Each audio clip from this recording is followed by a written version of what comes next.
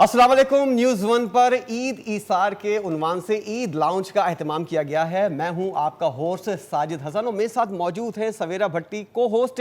और बड़ी ईद के बड़े मज़े जो है सब लोग उठाते हुए नजर आ रहे हैं। कोई गाय की कुर्बानी कर रहा है, कोई बकरे की कुर्बानी कर रहा है, हर कोई अपनी इस्तेताअत के मुताबिक जो है वो कुर्बानी करता हुआ नजर आ रहा है। और इसी जज्बे के साथ कि सुन्नत इब्राहिम का फ़र्ज़ जो है वो अदा किया जाए। और ये दिन हमको दर्ज देता है कि ईसार और कुर्बानी का, इसीलिए तमाम पाकिस्तानी और दुनिया भर के अंदर मौजूद तमाम मुसलमान जो है वो ईद कुर्मा को अपने तौर पर मनाते हुए नजर आ रहे हैं। और इसीलिए बड़ी ईद के ऊपर न्यूज़ वन ने भी एक बड़े ईद लाउंज का एहतमाम किया है, जिसके साथ हम आपसे मुखातिब हैं।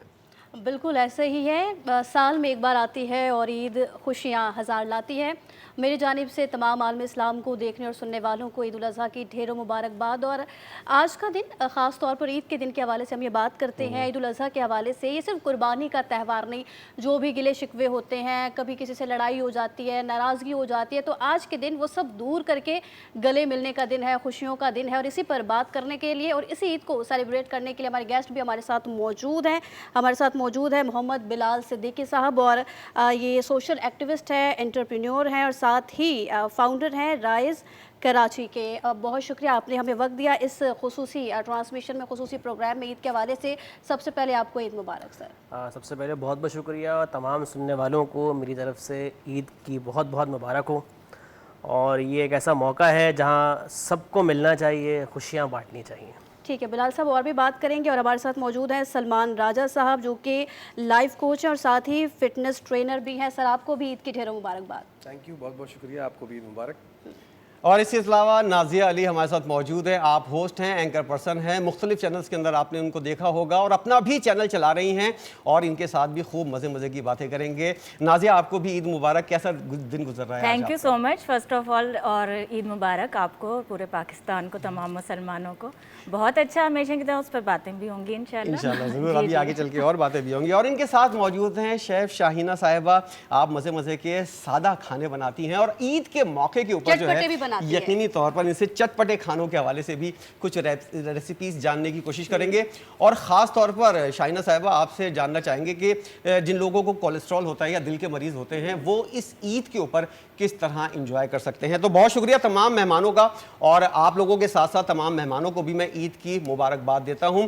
नाजिया साहिबा, ज़रा आपसे स्टार्ट करते हैं। बताइएगा किस तरह का आज का दिन गुजरा है। जैसा कि आपने बताया कि अभी बात करेंगे आगे बढ़कर, फील्ड के हवाले से भी बताइएगा किस तरह मैनेज करती हैं और ईद पर आपकी क्या मसरूफियात होती हैं। Thank you so much once again. और मीडिया की फील्ड में तो ये कहूँगी, आप भी जानते हैं, ये भी जानती हैं कि ये लाइक अ फैमिली। जब हम अपनी फैमिली को जिस तरह टाइम दे रहे होते हैं, और स्पेशली जो हमारे नाजरीन हैं, देखने वाले हैं, तो वो भी हमारी फैमिली का हिस्सा होते हैं। और ईद उनके साथ सेलिब्रेट ना करें, ऐसा हो नहीं सकता, इनकम्प्लीट सी हो जाती है। तो ऑन स्क्रीन भी यानी शोज़ चल रहे हैं, चीज़ें होती हैं, लेकिन उसके साथ साथ कुछ डिफरेंस होता है ना। यानी हम ईद बकर की बात करते हैं तो ईद उल फितर से, कि यहाँ ईद कुर्बा है तो उसमें कुर्बानी का भी होता है। फिर कलेजी का एहतमाम, एक घर में जो रिवायात चलती आ रही हैं वो लाजमी है, बिल्कुल, तो वो भी किया जाता है। गेस्ट आ रहे होते हैं, लेकिन उसके साथ साथ बस ये कि बचपन बड़ा मिस किया जाता है। मैं नहीं समझती कि कोई भी इस वक्त गेस्ट या आप सब भी मौजूद हैं तो ईद पर कोई अपना बचपन मिस ना। अच्छा, मुझे लगता है ऐसा कि बचपन के अंदर ईद जो होती थी वही ईद होती थी। अब तो ईद का कुछ वैसा एहतमाम और जितना भी एहतमाम कर रहे हैं, मुझे ऐसा लगता है कि हम कहते जा रहे होते हैं कि नहीं अब वो बात नहीं है, अब वो बात नहीं है, लेकिन मैं ये समझती हूँ कि ये तो दूसरों को कहना चाहिए ना। अब आप बड़े हो गए, अब हम खुद अपने आप को इतना बोलते रहेंगे कि ये नहीं, अब नहीं है, अब नहीं, ये नहीं। मैं ना सेलिब्रेट करने वाला इंसान हूँ। यानी अगर मैं अकेली भी हूँ ना, तो कुछ ना कुछ कि मुझे कुछ पसंद है, अगर मैं कॉफ़ी बड़े शौक से पीती हूँ, कोई आम दिन भी होगा, ऐसे ही लग रहा है कि आज ऑफ डे, तो मैं कुछ ना कुछ करके सेलिब्रेट करके अपने आप को ही कॉम्प्लीमेंट्री दे देती हूँ। ये होना चाहिए। ठीक है नाज़िया साहिबा, आप जो है खुद ही अकेले भी सेलिब्रेट करती रहती है ईद को। मैं मैसेज यही देती हूँ, अच्छा मैं मैसेज ये देती हूँ सबको कि ज़िंदगी जीने का नाम है, आगे बढ़ने का नाम है। और मुझे ऐसा फील होता है कि दुख तो हमें वैसे ही मिल जाते हैं नेचुरली, आंसू आ जाते हैं, उसका कोई बहाना हम खुद से नहीं तलाश करते, खुशियाँ हमें तलाश करनी पड़ती हैं। तो क्या ही अच्छी बात है कि मुस्कुराएं और मुस्कुराहटें बांटते रहें। ठीक है सलमान साहब, आप बताइएगा ईद के दिन को कैसे सेलिब्रेट करते हैं और किस तरीके से, खासतौर पर ईद उल अज़हा का दिन किस तरीके से आप मनाते हैं? देखिए, पहले तो मैं नाजिया की बात को कि जो खुशियाँ ढूंढने वाला माइंडसेट है ना, ये बहुत अच्छा है। और ये जो हमारा कल्चर है, हमारा रिलीजन है, प्लस हमारा जो पाकिस्तानी माहौल है, ये एहसास सुबह उठ के कि आज ईद है बिल्कुल। और उसकी जो रौनकें लगती हैं वो खुद में इतना ज़्यादा इंजॉयबल होता है। तो जैसे नाज़िया ने कहा, एक कप बैठ के कॉफ़ी में अगर पी रहा हूँ और देख रहा होता हूँ कि घर में सारी गहमा गहमी चल रही है, कुर्बानी हो रही है और खाने पक रहे हैं, तो ये फीलिंग ही अपने अंदर एक बहुत मज़ा लाती है। मजा आती रही बात कि बचपन की, तो मैं तो बड़ा शौकीन रहा हूँ जानवर का, और 8-10 दिन तो बस जानवर के साथ ही सोता था मैं बचपन में, इतना शौकीन रहा अच्छा, हूँ। सेम यही हाल था लेकिन हमारा। होता है कि नाम वक्त भी के साथ जब आपकी उम्र बढ़ने लगती है तो वो जो बचपन की बेफिक्री होती है उसकी जगह जिम्मेदारियां ले लेती हैं, उसकी जगह एहसास ले लेते हैं, तो फिर आपको वो फीलिंग नहीं आती जो हम बचपन में। लेकिन आप कोशिश कर सकते हैं कि थोड़ा वक्त निकाल के एंजॉय कर लें अपने दिन को। तो हम भी एंजॉय करते हैं, यही करते हैं। एक चीज मैं जरूर करता हूँ, ईद वाले दिन सबसे पहले उठ के नमाज पढ़ के मैं वर्कआउट करता हूँ। अच्छा, ये आपकी अच्छा, आपकी ये फील्ड का काम आप तकाजा पहले है। कर लेते हैं, है ना? इनकी फील्ड का तकाजा है, इस वजह से आप वर्कआउट ऐसा के करती बगैर हैं। नहीं हुआ। बिल्कुल बिल्कुल, और सबको करना चाहिए, सिर्फ आपको नहीं, नहीं। यहाँ जो आपने भी सारे वर्कआउट वाले पैशन वाले बुला लिए हैं। इनका तो काम है लेकिन हमारा पैशन है। लेकिन इस वक्त जो हालात हैं और जो जिस तरह का मौसम चल रहा है और जिस तरह की डाइट खास तौर पर सलमान साहब हम लोगों की है, उसके ऊपर तो यकीनी तौर पर वर्कआउट जो है ना, वो एक दफा नहीं, रात को सोने से पहले भी लोगों को दो करना चीज़ों का चाहिए। ख्याल जरूर रखें लोग ईद पे, कि एक तो गर्मी बहुत ज़्यादा है तो इंडोर वर्कआउट करें, बाहर ना करें क्योंकि डिहाइड्रेट हो जाएंगे। दूसरा, जो खाना खाएं ना, गोश्त क्योंकि ज़्यादा, तो वो पेट भर के ना खाएं इस गर्मी के अंदर, क्योंकि फिर वो आपको प्रॉब्लम कर देगा आपके स्टमक में भी और आपकी बॉडी को भी तंग रखेगा। तो लाइटर नोट पे खाएं और वर्कआउट इंडोर करें। सब कहने वाली बातें ये होती हैं, आप लेकिन कह जब रहे हैं, सामने डिश आती है सुनेगा कोई नहीं। ना, जब सामने डिश आती है और वो अगर शाहिना साहिबा बनाई हुई हो और उसके अंदर अगर जायका भी हो तो फिर हाथ रुकने वाला नहीं होता। शाहिना साहब, आप ये वाली बात जानती होंगी, और ज़रा बताइएगा, कुछ शेयर कीजिए अपनी चीज़ें कि किस तरह का दिन गुजारती हैं आप, और अपनी मसरूफियात के अंदर से ईद के दिन का टाइम कैसे एक्सपेंड करती हैं। बिल्कुल साजिद, ऐसा बेसिकली होता ये है कि ईद का दिन ख़वातीन का ना और ज़्यादा मसरूफ़ तरीन दिन होता है, क्योंकि आप लोगों ने जब इतने मज़े मज़े के खाने खाने तो ख़वातीन नहीं बनाने। तो सबसे पहले सुबह की जो प्रिपरेशन होती है वो कलेजी से होती है। और कलेजी की मैं एक साथ साथ टिप भी देती जाऊँ, क्योंकि बहुत सारे लोगों को एक सवाल होता है कि कलेजी जो है वो गल नहीं रही है, या मतलब कलेजी जो है अनकुक रह जाती है, उसका क्या टाइम होता है। तो अगर आप 1 घंटा कलेजी को कुक करेंगे, चाहे वो गाय की हो या बकरे की हो, तो वो 1 घंटे में जो है वो प्रॉपर कुक होती है कलेजी। अगर आपने 1 घंटे से ऊपर किया तो वो रबड़ हो जाएगी, वो फिर आपको मज़ीद 2 घंटे उसको पकाना पड़ेगा। तो 1 घंटा आप टाइम देखें उसको, जब आपने सारा मैरिनेशन वगैरह कर ली, उसके बाद आपने उसको प्याज व्याज फ्राई करके उसको रख दिया जब आपने पकाने के लिए, तो आप टाइम देख के 1 घंटे का टाइम उसको दें। 1 घंटे बाद आप जाके आराम से चूल्हा ऑफ करें, आपकी कलेजी गली भी हो। अच्छा शाहिना साहब, आपकी मौजूदगी का फ़ायदा उठाते हुए एक चीज़ जो यहाँ पर डिस्कस भी हो रही है और बहुत सी वीडियोज़ में मैंने सोशल मीडिया के ऊपर देखी हैं, अमूमन ऐसा ही होता है कि गाय बकरा ज़िबा हुआ, उसकी फ़ौरन कलेजी या गुर्दे आए और नाश्ते के अंदर उनको इस्तेमाल किया जाता है। लेकिन बाज़ लोग कहते हैं कि उसके ऊपर जो झिल्ली होती है उसको उतार देना चाहिए। आप क्या समझती हैं, उसको उतारना फ़ायदेमंद है या नहीं? देखें, बेसिकली अगर हम ये जो अगर मैं बात करूँ ना, अगर फ्लेवर की बात करूँ तो उसको नहीं उतारना चाहिए। लेकिन सम टाइम ऐसा होता है कि आपका जो भी जानवर होता है, तो अगर वो बीमार हुआ तो उसका इफेक्ट जो है ना, उसकी बीमारी थोड़ी कलेजी के उस तरफ होती है। हाँ, तो अगर क्योंकि आपको नहीं पता ना कि उसको, जैसे मिसाल के तौर पे एक इंसान है, उसको बुखार, नज़ला, खांसी, मतलब ये सारी चीज़ें जो है वो आप नहीं पता कर सकते। तो वो चीज़ें अगर उसको हैं तो वो फिर आप इफेक्ट करेगी, फायदे के बजाय नुकसान हो सकता है हाँ हो सकता है माइनर, लेकिन वो फिर जब वो पकने के बाद जो है वो सारे जो होता है जरासीम वगैरह होते हैं, जर्म्स होते हैं, या जो बीमारियां होती हैं वो ख़त्म हो जाती हैं, वो किल हो जाती हैं। तो आप अगर उसको प्रॉपर टाइम, और उसकी एक होता है बहुत सारे लोगों को ना उसमें से एक हिरान का आपने सुना होगा, एक स्मेल सुनी होगी कि स्मेल फील होती है, तो उसको ख़त्म करने के लिए आप क्या करें, आप लहसन का पानी होता है ना, आपने लहसन को बिल्कुल क्रश कर लिया थोड़े से पानी के साथ, वो आप उसमें लगा के उसको 15-20 मिनट के लिए छोड़ दें, जब वो ताज़ी ताज़ी आए, उसके बाद उसका आप कुक करें तो उसका बहुत अच्छा सा एक फ्लेवर आएगा। और फिर आपने टाइम मैंने बता दिया ना, बस 1 घंटे, तो 1 घंटे ही पकाना है। 1 घंटे पकाना है, ठीक है। बिलाल साहब, आप बताएं ईद के दिन को कैसे सेलिब्रेट करते हैं? जैसे कि सलमान साहब ने भी कहा है कि बचपन की ईद की बात ही अलग थी, तो अब की ईद में और बचपन की ईद में फ़र्क भी क्या है? देखिए, सबसे पहले ईद मुबारक सबको। हाँ, ईद मुबारक। और बचपन की ईद ही तो ईद थी, बिल्कुल। अब ईद नहीं, अब तकसीम का नाम है। सुबह होती है, कुर्बानी के बाद जो पहला काम करना है वो गोश्त की तकसीम है, और पूरा दिन हमारा उसी में गुजरता है। बचपन में ईद मनाते थे हम लोग, जब गाय लेके बाहर सफ़र भी करते सेल्फियां भी थे, बनवाते थे। सरी भी बनवाते थे, फिर उसके साथ एंजॉय भी, मेहमान दोस्त भी आते थे, रिलेटिव्स भी आते थे, एंजॉय भी करते थे। अब तो ईद का दिन एक किस्म का एक सोशल एक प्रोग्राम बन चुका है, जिसमें जाहिर सी बात है जिम्मेदारियाँ आ चुकी हैं, और उसके साथ फिर लेके जाना पड़ता है। खाने पे कंट्रोल रखें तो जुबान ये बात मानती नहीं है, ना हाथ रुक पाते हैं, जुबान को जायका चाहिए। जुबान बहुत अच्छा हल है, आप एक पोर्शन जो है सैलेड का रखें और एक पोर्शन आप रायते का रखें, तो आप ऑटोमेटिकली जो है वो गोश्त थोड़ा लेवल में खाएंगे। मेरे एक जानने वाले हैं, वो कहते हैं कि सैलेड मैं खाने से पहले खाऊं या खाने के बाद खाऊं। खाना उतना ही खाते हैं, खाने के जबकि दरमियान सैलेड पहले खा लें तो उसके बाद इतना खाने का दिल भी नहीं चाहता वो है। ऑलरेडी थोड़ा जो है वो कम हो जाती है। मेरे एक ग्रीन्स रिलेटिव का जो थे, इस्तेमाल मेरे एक रिलेटिव है, वो उनको यूरिक एसिड बढ़ गया तो उनको डॉक्टर ने मना किया ईद पे ना खाएं, तो उनको दालें खाने को दे दी। तो जब 2 दाल उन्होंने खा ली तो उन्होंने अपने बेगम को बोला, अच्छा ये तो मैंने खा लिया, आप खाना भी तो ले आओ। ये तो खा लिया। तो अच्छा, आप कैसे रोके? हाथ रुकता नहीं है, और ऐसी सूरत हाल के अंदर यकीनी तौर पर नाजिया साहिबा फिटनेस का भी ख्याल रखना पड़ता है। अपने आप को ऑन स्क्रीन आने के लिए अपनी बॉडी को जो है, ये वाली बात तो सलमान साहब से मैं करूँगा कि किस तरह का फिटनेस का मेयार होना चाहिए, लेकिन डाइट का भी बहुत ज़्यादा ख्याल रखना पड़ता है, और टाइम टेबल जो है जिस तरह मैनेज करना पड़ता है। आजकल का जो दौर है उसके अंदर रोज़ काम जो है वो इस वक्त की डिमांड है। तो इसको कैसे ईद वाले दिन, ईद के शुरू के 3 दिन तो काफ़ी ज़्यादा बच्चे, फैमिली, इन सबको भी टाइम देना है, तो ये मैनेज कैसे करते हैं? लेकिन सलमान साहब की बात ये वाली कि वर्कआउट मैं भी नहीं छोड़ती हूँ। इनफैक्ट ये कि बारिश भी हो रही होती है ना, जब सब एंजॉय कर रहे होते हैं, यानी आउटडोर भी मुझे करना है, तब भी मुझे फिर होता है कि इंडोर कर लूँ, लेकिन वर्कआउट साथ में चल ही रहा है। जहाँ तक मैनेज की बात है तो देखें, यानी इसी की भी मैं स्टिल बात करती हूँ ना कि आपकी यानी आपने सेहत का भी ख्याल रखना है, फिटनेस का भी। तो मैं ये कहती हूँ कि आपका वर्कआउट सारा मशक्क़त है आपके लिए, जब तक आपकी नींद की, आपकी रूटीन सही नहीं है। नींद आपकी यानी प्रॉपर होना बहुत ज़रूरी है, बहुत ज़रूरी है। और जहाँ तक यानी ईद की बातें शेड्यूल की कि किस तरह से मैनेज करती हूँ, तो कुछ एक्सपेक्टेशंस ऐसी होती हैं कुछ लोगों की हम लोगों से कि जो साला साल होता है कि मोहब्बतों का सिलसिला है, और ईद तो पैगाम भी ये देता है। मैं तो ये बोलती हूँ कि अपनी अना को लोग अपने अंदर की मैं को, वो बकरे तो मैं कर रहे होते हैं, लेकिन अपने जो हमारे अंदर की अना है, ईगो है, हम उसको मारना पसंद नहीं करते।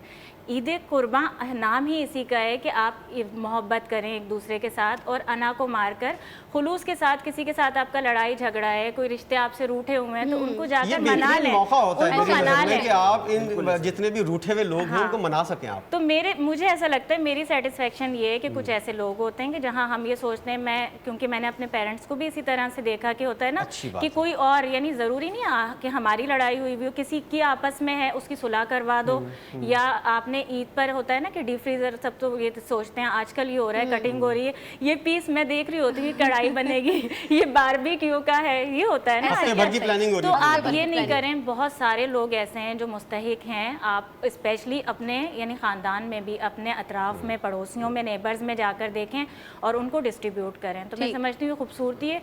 और जहाँ तक मैं ये दोस्तियों की बात कर रही हूँ, मोहब्बतों की, इससे बड़ा सुकून मिलता है दिल को। जो आप वर्कआउट और फिटनेस चीज़ों की बात कर रहे हैं ना, मैं ये समझती हूँ आप दूसरों को माफ़ करें, मोहब्बतें बांटें। अल्लाह ताला चेहरे पे, मुझसे लोग पूछते हैं, मैं बोलती हूँ मैं तो अभी तक ना कोई सर्जरीज पे आई हूँ, ना बोटॉक्स पे, लेकिन अल्लाह ताला की तरफ से होती है। ठीक है, चलें जी, बातों का सिलसिला जारी है, और मज़े मज़े के पकवान किस तरह खाए जाएं और किस तरह उनको एंजॉय किया जाए, और बचपन की जो यादें हैं वो हमारे गेस्ट किस तरह हमारे साथ शेयर करेंगे। इनसे भी कुछ पुरानी यादों के साथ हम दोबारा आएंगे। एक ब्रेक लेते हैं, और ब्रेक के बाद ईद लाउंज के अंदर दोबारा हाजिर होंगे। हमारे साथ रहिएगा।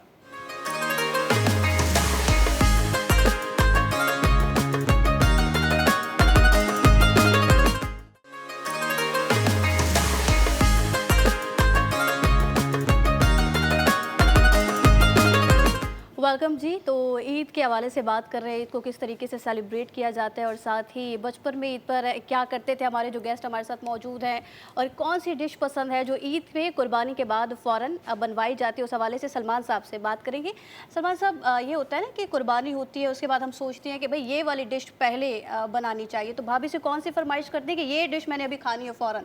तो कुछ तो हमारे यहाँ रवायात हैं कि ईद के पहले दिन, क्योंकि इतना 3 दिन गोश्त होता है, तो मैं प्रेफर करता हूँ कि मैं नॉन मीट कोई चीज़ पकवाऊँ साथ घर में पहले फ़ौरन कुर्बानी के बाद। जो फर्स्ट डे होता है, कलेजी तो बनती है, जाहिर बात है, तो मैं प्रेफर करता हूँ दाल पहले दिन साथ में खाना, साथ में, ये नहीं कि सिर्फ गोश्त खाया जाए। अलावा किसी और का भी कोई मजाक उड़ाने वाला है। देखिए, मैं बिलीवर हूँ उस चीज़ का कि हर चीज़ में लाइफ में ना एक तवाज़ुन होना चाहिए, एक बैलेंस होना चाहिए, चाहे वो आपकी फिटनेस हो, चाहे आपका स्लीपिंग पैटर्न हो, चाहे वो आपकी तालीम हो, चाहे आपकी फैमिली लाइफ हो, फ्रेंड लाइफ, हर चीज़ को बैलेंस। तो ईद के 3 दिन भी मैं कोशिश करता हूँ बैलेंस लेके चलें, हम उसको खाएं, मीट भी खाएं, लेकिन साथ में दूसरी चीज़ें भी खाएं, और एक्सरसाइज भी करें, नींद भी पूरी करें, फ्रेंड्स एंड फैमिली के साथ भी टाइम गुजारें, मुस्तकीन के साथ भी वक्त गुजारें। तो इससे होता है बंदा इत्मीनान में रहता है। सलमान साहब वो तो सही है, आपने कहा कि मैं दाल बनवा के खाता हूँ, लेकिन कोई फरमाइशी डिश जो ईद के मौके पर ईद खास वाले तौर दिन जो पर आप खाते खास तौर पर बनवाते हो? दो चीजें शौकीन है, एक तो बीफ बिरयानी अगर कराची वाले ना अच्छा। खाएं इसका मतलब फिर दिन हाँ, नहीं नहीं, बनेगा। बिरयानी तो ईद में। हमारी तो है ये बस। तो अनअवॉइडेबल है, बीफ बिरयानी तो अनअवॉइडेबल है, वो तो मस्त होती है। इसके अलावा बारबेक्यू, मुझे जो है ना लैम्प पसंद है, तो हम लोग आजकल बड़ा मर्द हजरात में आपको सलमान साहब बात सुने, आप कह रहे हैं रोश, कि आप दाल खाते हैं, जैसे फौरन कलेजी जो बनती है उसके बाद दाल मैं फरमाइश करता हूँ ये कि सब दाल कुछ बन एक ही जाए। वक्त में नहीं खाता, एक शाम में ही नहीं खाता। वक्त में नहीं खाते, लेकिन फिटनेस के प्रोफेशन में तो आप अब आए हैं, बच्चे भी रहे थे, उसके बाद खाने के शौकीन भी होंगे, तब क्या खाते थे? शुरू से बिरयानी का शौकीन तो बिरयानी है, का अच्छा। और साथ साथ बारबेक्यू हमें उसका मटन का पसंद है, लैम्प पसंद है। ठीक है शाइना साहबा, जिस तरह की सूरत हाल इस वक्त है कराची के ख़ास तौर पर हालात की अगर बात की जाए तो यहाँ पर भी बहुत सी चीज़ें ऐसी हैं जो लोगों की फेवरेट होती हैं, तो आपके पास ऐसी क्या आप समझती हैं कि घर के अंदर फरमाइशें ऐसी आती होंगी फैमिली की तरफ से कि भाई ये वाली चीज़ ईद के अंदर तो लाजमी तौर पर बननी देखिए, चाहिए? एक तो नमकीन गोश्त का जो फ्लेवर होता है ना, वो मुझे लगता है जो स्पेसिफिक फ्लेवर आता ही ईद पर है। अच्छा। आप पूरा साल आप खरीदें, बनाएं, मतलब करें, नहीं आएगा वो टेस्ट, वो आता ही ईद पर है। तो उसका, क्योंकि वो एक गरम गरम और बिल्कुल वो कुर्बानी का जानवर जो होता है उसकी एक लज्जत होती है, ऐसा ही है। तो वो बनता है। और इसके अलावा आपको पता है कलेजी सबसे पहले जो है वो मेरे शुरू से ही जो है ना घर में बनती है। हर घर में ऐसे ही होता है और मैडम। बिरयानी तो मतलब आप चावल तो अवॉइड ही नहीं कर सकते ना, वो तो बनने ही बनना बनने ही है, बनना है। वो तो बनने है। पुलाव की सूरत में हो चाहे पुलाव बिरयानी की सूरत में हो या बिरयानी, बनने बिरयानी में ज़्यादा जोर होता है मर्द हजरात का। ऐसे मेरे घर के जितने भी हैं वो सारे बस ये होता है बिरयानी ज़रूर बने। मुझे अगर पर्सनली देखा जाए तो मुझे जो है वो पुलाव ज़्यादा अच्छा लगता है, कि सही। उसको एक उसका अरोमा और लाइक चिपक उसकी जो होती है वो। उसके बाद फिर हम आ जाते हैं तो वो बारबेक्यू का दिल करता है, और देन फिर मुझे लगता है कि पाए जो है ना वो एक जगह रखते हैं, चाहे गर्मी हो चाहे सर्दी। वो जगह रखते हैं, क्योंकि वो उसकी जो है वो एक फ्लेवर और सारा अच्छा, वो एक तासुर है मैडम कि गर्मियों के अंदर पाए खाने से मसले हो जाएंगे, बीमारी आ जाएगी कुछ या भी नहीं तबीयत होता खराब ऐसा, हो जाएगी, कुछ भी नहीं ये होता। तासुर गलत है। गलत है बिल्कुल। मैंने, आप यकीन जाने कि जब हम सर्दियाँ होती हैं ना इनके रेट्स हाई हो जाते हैं पाए के, और डिमांड गर्मियाँ बढ़ होती हैं जाती तो लो हो जाते हैं। तो ऐसा नहीं है, मुझे ऐसा लगता है पूरे साल आपको खाने चाहिए। एक तो इसमें बेहतरीन कोलेजन है, और बहुत सारा जो मतलब आप देख रहे हैं ना आजकल मसाइल के घुटनों में दर्द है, और टांगों में छोटे छोटे बच्चे हैं उनकी टांगों में दर्द हो रहा ईद है। के रोज कोई भी ये नहीं सोचता कि गोश्त खाने से हम मोटे हो जाएंगे या पतले हो जाएंगे, बस गोश्त खाएं। लेकिन चीज़- आफ्टर मैं ईद एक चीज़ आपका ऐड 2 करूँ। kg जो वेट है ना वो मुझे लगता है कि बढ़ता मैं है। एग्री अच्छा, करूंगा अच्छा। इनसे कि गर्मी में आप पाए खाना प्रॉब्लम नहीं है, मसला क्या खाना प्रॉब्लम नहीं होता, मसला कितना खाना प्रॉब्लम है। कितना खाना प्रॉब्लम। अगर आप वो पाए भर भर के खाएंगे तो ज्यादती हर चीज की नुकसानदेह होती है। सलमान साहब, एक Sweating पाए हो की रही अगर होगी अगर प्लेट हो और उसके बाहर साथ 2 नान अगर खत्म ना करे बंदा तो फिर लगता नहीं है कि पाए खाए गए हैं, और हाथ अगर पूरे गीले ना हो तो नहीं लगता कि पाए खाए पाए के साथ जुल्म सारे किया ना, मजे उसमें में ज़्यादा सही नहीं कह करा। रहे हैं। मैं सारे मजे में आपके साथ हूँ, बस नान कम कर दी। हाँ बिल्कुल बिल्कुल एग्जैक्टली ऐसा ही है। बिलाल साहब आप बताएं, सलमान साहब ने बताया वो कुर्बानी के बाद पहले कलेजी बनती है, हर घर में बनती है, उसके बाद वो दाल बनवाना ज़्यादा प्रेफर करते हैं कि दाल बने तो खाऊं। आप भाभी से किस बात की फरमाइश करते हैं, और सिर्फ फरमाइश ही करते हैं या किचन में हेल्प भी जाके करवाते मैं हैं? अपने आप को ना क्लासिफाई करता हूँ गोश्तखोर के नाम से। अच्छा। ऐलान कर दिया। गोश्त है उसी दिन है, नहीं खाएंगे तो फिर किस नहीं दिन खाएंगे तो खाएंगे? क्या? बिल्कुल बिल्कुल। अच्छा देखिए, बिरयानी तो मस्ट है। बिल्कुल। बिरयानी, कराची वाले अगर बिरयानी ना खाए तो वो कराची का अगर कोई नेशनल फूड होगा या कुछ होगा तो वो बिरयानी ही है ना। लेकिन जब रात होती है तो फिर हमें पाकिस्तान के दूसरे शहर भी घूमने हैं, तो हम कभी लैम की वो बना लेते हैं, चपली कबाब बनवा लेंगे। हाँ, हेल्प करते हैं, बेगम के साथ लाजमी हेल्प करता हूँ, लेकिन बात यह है कि ईद का दिन ज़्यादातर बाहर गुजरता है मेरा सुबह अच्छा। में, क्योंकि ईद मैं कह रहा था ना कि ईद में तकसीम ज़्यादा इंपॉर्टेंट है। तो वो जो तकसीम का अमल है ना वो ख़त्म ही शाम तक होता है। सही। तो वो जो सुबह के जो मराहिल हैं वो आम तौर पे बेगम देखती हैं, सही। और जब शाम में होते हैं तो फिर हम जाते हैं, कभी प्याज काट देते हैं, कभी खीरा काट देते हैं, वो बोलते हैं देखो हमने एक दफ़ा मेरे घर उंगली में कटा के शहीदों में शामिल हो गए। एक दफ़ा मेरे घर में खीर बनी, सबने बहुत तारीफ़ की, तो सबने कहा ये किसने बनाई? तो मेरे वालिद साहब ने बनाई, मेरे फादर बहुत अच्छी खीर बनाते हैं। अच्छा। तो मैंने कहा नहीं मैंने बनाई। अच्छा। नहीं, आपने क्या बनाई? मैंने घोटा मैंने लगाया था आखिरी का 15 मिनट का। अब वो भी बड़ा काम है, लग जाती है तो पूरे आपने पूरी मेहनत खत्म हो गई खीर की। अच्छा, आप जल्दी आ क्या जाती है। आएंगे भाई, आपने जरा सा कुछ बताया था कि अब खाने की इतनी बातें हो गई, मुंह में पानी आने लगा है, मेरा तो दिमाग वो भूख भी नहीं चमक खाना, उठ गई है। आप ऐसी बात नहीं, आप लोगों ने भी एहतमाम किया है, कुछ खाया जा सकता जब है, लेकिन बकरे आप लोगों वगैरह ने की बातें कलेजी हो नहीं रही होती है रखी ना, तो है। ये चीजें जो है ना ये मांग चीज़ें पड़ नहीं जाती रखती हैं। है। आपने कुछ बताया था, बचपन की कुछ यादें आप शेयर कर रही थी, और आप चाह रही थी कि लड़कियों के बारे में अमूमन तासुर यही है कि बकरे और गाय से तो ये लोग दूर भागती हैं। आपने गाय भगवा दी, क्या हुआ था, कैसा हुआ था, कौन सी एज थी वो इस आपकी? वजह से कि मेरा तो कोई भाई नहीं था, नहीं है भाई, तो मुझे ऐसा लगता है कि जहाँ नहीं होता भाई तो वहाँ पर बेटियों को भी ऐसे ही परवान चढ़ाया जाता है कि हर चीज़ में इंगेज होती हैं। लेकिन मुझे शौक भी, हाँ, क्योंकि मेरी अगर मैं एल्डर सिस्टर की बात करूँ, वो भी अगर देखा जाए दोनों ही बहनें हैं हम, और भाई ना होना, लेकिन उनको इतना शौक नहीं था। और मेरा ये था कि मैं तो काफ़ी लेट जो होता है ना बाहर बच्चों के साथ खेलना, मेरा तो वो लड़कों के साथ रहा है। फिर को एजुकेशन में भी तो हर वक्त का होता था कि यानी जितने भी गेम्स हैं, स्पोर्ट्स है, कि बाहर खेल रही हूँ। और वो जो जिस तरह ही बता रहे थे ना कि घुमाना, यानी गाय को बकरे को ले जाकर, तो मैं ज़िद करके, मैं तो रोना, जो एक होता है एहतजाज बाकायदा, आजकल तो हम प्रेस क्लब पे या किसी उस पे देख रहे हैं ना किसी तरह से हो रहा है, मैं तो घर में एहतजाज करती थी कि भाई जानवर जल्दी आना है। और उसके बाद बस वो खेल रही हूँ, लेकर जा रही हूँ, ये हुआ कि शरारतें इतनी कि छेड़ना है, जानवर को भी छेड़ा जाता है। अब एहसास होता है कि हरकत क्या की थी। तो गाय मैं जा रही हूँ, उसके पास ही नहीं जानवर बंधे हुए, बेचारा नहीं, जानवर जब तक नहीं आता है कि आप उसको सताएं नहीं, लेकिन जाके अब मैं उसकी दुम हिलाऊंगी तो क्या उसने गुस्से में, आप बिलीव करें नहीं, वो बंधी हुई थी, मैं तो इसलिए आराम से थी ना कि दुम हिलाऊं, खेलूं, कुछ भी, कोई मसला नहीं है। उसने रस्सी तोड़ दी। अच्छा, वो मेरे पीछे लग गई और उसके बाद जो मैं भागी हूँ, सबको अच्छी तरह पता है। यानी सोचें एक बच्चा है कि वो 2-3 गलियाँ, रोड्स, वो भाग रहा है, फिर जाके पता नहीं कितने लड़के भी, आदमी भी उसको बांधने के लिए भाग रहे हैं। लेकिन मैं अच्छा भागकर फिर उसके बाद आखिरी एंड कैसे होता है वो बड़ा मज़ेदार है कि जहाँ मैं बिल्कुल थक गई ना, यूँ हाथ रख के और मैंने दीवार के पास, मैंने कहा अब तो गई, अब चढ़े या जो भी हो, पता चला उसी वक्त वो पकड़ी गई। अच्छा, गाय की खरीदारी में आपका कोई किरदार नहीं होता था, मतलब मंडी जाना, वहाँ पे एंजॉय करना? नहीं, अभी तक होता है भाई, अभी तक होता है। अच्छा, हाँ, मैं जाती ये भी बचपन से चल रहा है? अच्छा, मंडी जाना है, मुझे शौक था, मैंने सुना था कि भाई मंडी जाते, अब्बू भी जाते थे, भाई भी जाते थे। एक दफा मैंने जिद की मंडी जाने के लिए। अच्छा, वो जो पैदल का रास्ता है उसी ने मुझे थका दिया, जो आप रास्ते में थक गई, जानवर खरीदना, भागना जाना। उसके बाद मैंने तौबा अच्छा, की, मेरा मैं तो एक मंडी नहीं विजिट गई। होता है बाकायदा, जो मैं ऐसे ही जाकर, जैसे हमारे यहाँ कहते हैं ना कि मॉल्स में खवातीन जाती हैं विंडो शॉपिंग के लिए, तो उससे पहले मैं तो जहाँ जहाँ है, यानी कहीं पर भी मुझे पता है कि यहाँ बकरे अच्छे हैं, यहाँ गाय, तो मैं एक ट्रिप, तो मेरा विजिट एक वो होता है, उसके बाद मैं खरीदती हूँ। मेन मंडी जाके तो जानवर खरीदना पूरा महाज होता है लड़कों के लिए, तो भाई तो गाड़ियों में लटक लटक के जाना और फिर पूरा दिन वहाँ पे ख्वारी करना, एक आध दिन तो सिर्फ कीमतें मालूम करने के लिए गुजर जाता है। रिसर्च बेस्ड काम होता है लेकिन ना, देखिए पहले उसका आप अपना पूरी एक वाली मजा है, उसका अपना एक मजा है। साल में एक दिन जब आता है, सब बहुत सारे लोग हैं जो वेट कर रहे होते हैं हमारी तरह, हमें भी बड़ा मजा आता है भाई। अभी तो अच्छा, बचपन में ऐसा हुआ कि कभी वालिद साहब को कहा हो कि मुझे मंडी जाना हो और वालिद साहब ने मना कर दिया, तो फिर जिद करके रो के और उन्होंने अपनी जिद मनवाई होगी आपने कि मुझे हमारे मंडी साथ जाना ऐसा नहीं होता, हमारे साथ वालिद साहब नहीं जाते थे, हम ही खरीद के लाते थे। अच्छा, हमने सालों खरीदी, जानवर जाके खरीदा। और बल्कि आप लोगों को हैरानगी होगी, हमने अपने चचा वगैरह सीखा, और शुरू में वो गाय काटते भी खुद थे। अच्छा, उन्हें पहचान भी होगी ना। अच्छा, वो चीज़ मेरे अंदर अभी तक नहीं है। अच्छा, और कई सालों तक अपने ऐसा जानवर इत्तेफाक को हुआ है कुर्बानी क्या? भी खुद की। Yes yes. अच्छा, मुझे पूरा जानवर का कुर्बानी करना आती है, आज भी मैं छुरी खुद फेरता हूँ अपने हाथ। अच्छा, अभी मैं कसाई वाला सवाल तो इन लोगों से भी करती, देखे हमारे होस्ट ये इतने भी अच्छे skill है। बैठे हुए हैं, लेकिन हमने अभी तक ये नहीं पूछा ये लोग ईद कैसे नहीं, मेरे साथ मनाते हुआ एक दफा मैं छोटे वाली बात है, आप तो मंडी घूमकर आ गई, हम तो बकरे के साथ ही बैठे हुए थे कि बकरा, उस वक्त ऐसा होता था कि ना दिन का पता होता था ना रात का।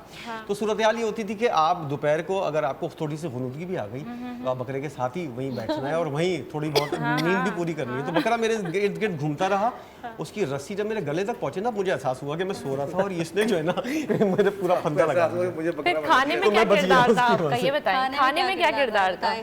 सो तो लिए आप साथ उसके। सबसे मेन चीज तो यही होती है कि कलेजी और गुर्दे वगैरह और मगज जो आता था सुबह कुर्बानी के बाद, वो नाश्ता इतना हैवी हो जाता था कि उसके बाद शाम तक की तो फुर्सत हो जाती थी, फिर शीर खुरमा वगैरह ये सब तो चलता रहता था, क्योंकि सारा दिन काम भी बहुत करना होता है। हाँ, ये वाली बात। आपको देखकर लग रहा है कि आपको इस तरह का कोई शौक नहीं था और आपने कोई एक्टिविटी नहीं। अच्छा, मुझे ना बेसिकली आप अच्छी लगती है, मुझे लग रही है। हम अच्छे बच्चे नहीं, जिस तरह की आप लड़का वाला स्टाइल जो है, हाँ, ये शरीर बच्ची, ये शरारते बच्चे। तो बस यही है कि गाय आती थी तो बस स्कूल मंडी से गई आते थी थे, कभी? यूनिफॉर्म नहीं, हम लेके ही नहीं गया कोई ना। अभी तक हस्बैंड भी मना करते थे, तुम्हारा काम बहुत है, शौक अभी भी है। मैं तो अभी भी जाऊँ, अभी भी मना करते थे, तुम्हारा काम नहीं है। किस्सा बता दिया, बहुत शौक था, लड़ाई भी की, जिद भी की, लेकिन जब मंडी गई तब बस हो गई। अच्छा, उसके बाद फिर दोबारा तौबा नहीं कर गई लिया। मैं मंडी। रास्ते में ही आप इतनी थक गई कि आपने बोला कि अच्छा, मैं बस वापस हो गई तो फिर बस में ही आई आप भाग कर, या आपने कहा नहीं नहीं, साथ फिर इंतजार गाड़ी करती हूँ बस में फैमिली के नहीं साथ। तो कभी जानवर की खरीदारी के अंदर कोई किरदार कुछ भी मतलब भावता बकरी हो? वगैरह लेने में, अब लास्ट टाइम भी मैं हस्बैंड के साथ लेकिन वो एक विंडो ही शॉपिंग हो गई थी मेरे साथ। उन्होंने कहा तुम्हारे साथ काम नहीं है, मैं खुद जाके लाऊंगा। अच्छा, डर लगता हाँ, होगा अभी भी? नहीं डर नहीं लगता मुझे, बेसिकली ना पसंद है जानवर। अच्छा अच्छा। हाँ, और दूसरी बात ये बस एक बचपन वाली अगर बात करें, मैं स्कूल से आती थी, हाँ। यूनिफॉर्म पहना हुआ होता था, उसके पास 2-3 घंटे हमारे यूनिफॉर्म पहन के जो है ना वो गुजरते थे गायें और उनके साथ बस वो एक उसको जो है ना वो हक करना और लाइक। अच्छा, और ये भी होता था घर में डिमांड होती थी भाई मासूम जानवर आना चाहिए, अच्छा, जिसको हम प्यार कर सकें। हाँ, ये होता है। और घर में पला हुआ हो तो वो चीजें भी वही सब ये खा वाली रहा होता डिमांड है। होती थी सारे बच्चों की। चलो, क्योंकि इनकी फिर जो बस- डिमांड थी कि मासूम जानवर होना चाहिए। बिलाल साहब, आप बताएं, मंडी जाने के लिए कभी जिद की, और इसके अलावा कभी पड़ोसियों का कोई जानवर खोल कर भगाया? जब पड़ोसी आ गए जैसे उन्होंने अब्बा मैंने को शिकायत भगाया कर दी देखिए, फिर? मंडी एक तो मेरे फादर जाते नहीं थे, मैं ही जा रहा हूँ पिछले हाँ। काफ़ी सालों से। उसके बाद मंडी ना हम लोग 15-20 दिन पहले से जाना स्टार्ट कर देते हैं। सही। और मंडी एक्सपर्ट बन जाते हैं ईद से पहले ना, 2 दिन पहले। अच्छा, ये कितने का, ये कितने का, अच्छा ये इतने मन का होगा, ये उसके इतने बगैर मन तो का काम होगा। ही नहीं है। पूरी गली के अंदर ना बताया था ये इतने मन का, इतने का, महंगा ले लिया आपने यार, ये इतने का लिया, इतने का ले लिया। सही सही। बहुत जानवर भगाए, पूरा टोला लेके निकलते थे हम सबके। किसी और का भी खोल लिया और सबका अच्छा, खोल लिया। बहुत जानवर लेके चले जाते थे। एक दफा जानवर भाग गया, वो था भी हमारे पड़ोसी का। अच्छा अब वो हम उनसे बगैर पूछे ले आए। अच्छा। हम कोई 8-10 लड़के थे, हम बड़े परेशान। हम उसके पीछे भागे, वो आगे भागे। जानवर भी कोई, अच्छा जितने छोटा जानवर होगा वो उतना फुर्तीला होगा, ऐसा ही है। जितना भारी होगा वो। अच्छा, वो जानवर सुस्त हो जाता है कोई भारी यूसेन बोल्ट का छोटा भाई था, कभी यूं जम मारे, कभी यूं जम मारे। और वो भागते उसने एक बाइक वाले को गिराया। फिर उसने दूर जाके, फिर हम भी थक गए, थोड़ी देर में जानवर थोड़ी खुद ही खड़ा हो गया कचरे के पास जाके ना। फिर हम पीछे से गए, उसके मुंह पे कपड़ा डाला, फिर उसको लेके आए, फिर वापस आए, खड़ा करा। फिर अंकल बाहर आए, नहीं कुछ नहीं अंकल, ऐसा कुछ हुआ ही नहीं है, यही तो खड़ा हुआ था काफी देर से। शुक्र इस बात का था CCTV कैमरे नहीं थे उस वक्त, वरना हम फंस जाते। लेकिन ये तो एक इस ईद का एक वो है। और इस दफ़ा भी ईद के ऊपर हमने 15 दिन से जाना स्टार्ट कर दिया मंडी। और अब तक कराची की 4-5 मंडियाँ हम जा चुके हैं। हमसे पूछ लेते लोग कि किस मंडी में कौन सा रेट था, हम बता दिया करते थे कि वहाँ से मिल रहा है, वहाँ से मिल रहा है। बल्कि हालत ये थी, हम सुजुकी पे लटक के भी गए। जो सुजुकी घर पे आती थी उस पे लटक के भी हम मंडी जा चुके हैं कि यार ये जा रही है, फ्री में जाएंगे, फ्री में आएंगे। यही है सर, जिसके अगर ये चीजें ना हो ना तो वो ईद ठीक ही ईद का लगती मजा है। नहीं मुझे लग रहा है सही, सलमान साहब, आपको देखकर लग रहा है आपने किस तरह की कोई कार्रवाइयाँ की है। मोहल्ले वालों को यकीन तौर पर बहुत तंग किया है। मैंने अर्ज किया ना कि शुरू में तो इतना जुनून था कि 8-10 दिन में चरपाई लगा के बाहर जानवर के साथ सोते थे। यही लिटरली। और सुबह शाम बस जानवर चलाना है, खिलाना है। और अच्छा, वो उसकी भी एक बात नियत करनी होती थी, सवाब की नियत से मुझे करना ही है।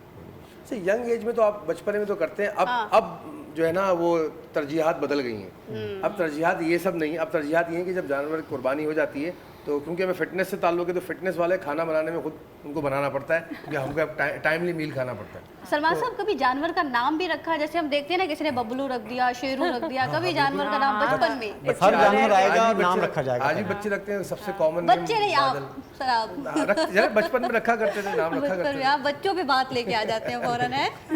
लेकिन अब ये कि अब ज़्यादा तरजीह मेरी होती है, मैं खाना पकाने का मुझे शौक है। अच्छा। तो मैं स्टेक शौक से बनाता हूँ बीफ का। सही। अच्छा। तो ईद के दिन आप बनाते हैं या भाभी बनाती है? एक दिन मैं बनाता हूँ, एक दिन आप बनाते मैं सबको, मुझे शौक है सबको अपने हाथ से बार उस दिन एक्सरसाइज का गैप होता है। उस दिन है वो एक्सरसाइज हो जाती है। अच्छा, वही एक्सरसाइज। चले अभी चलें, एक अभी ब्रेक हमें शामिल invite करते हैं। करेंगे। एक ब्रेक का वक्त हुआ है और गुफ्तगू के सिलसिले को, हंसी मजाक का सिलसिला जो है वो जारी रहेगा। बचपन की यादें तो हमने शेयर कर ली। अब जो एक मेन चीज़ होती है कि वालिदैन की मौजूदगी वो हो तो ईद का मज़ा ज़्यादा दुबाला होता है। और कुछ लोग के वालिदैन चले जाते हैं तो फिर उनकी ईद किस तरह गुजरती है, इस हवाले से कुछ बात करेंगे। एक ब्रेक के बाद हमारे साथ रहिएगा।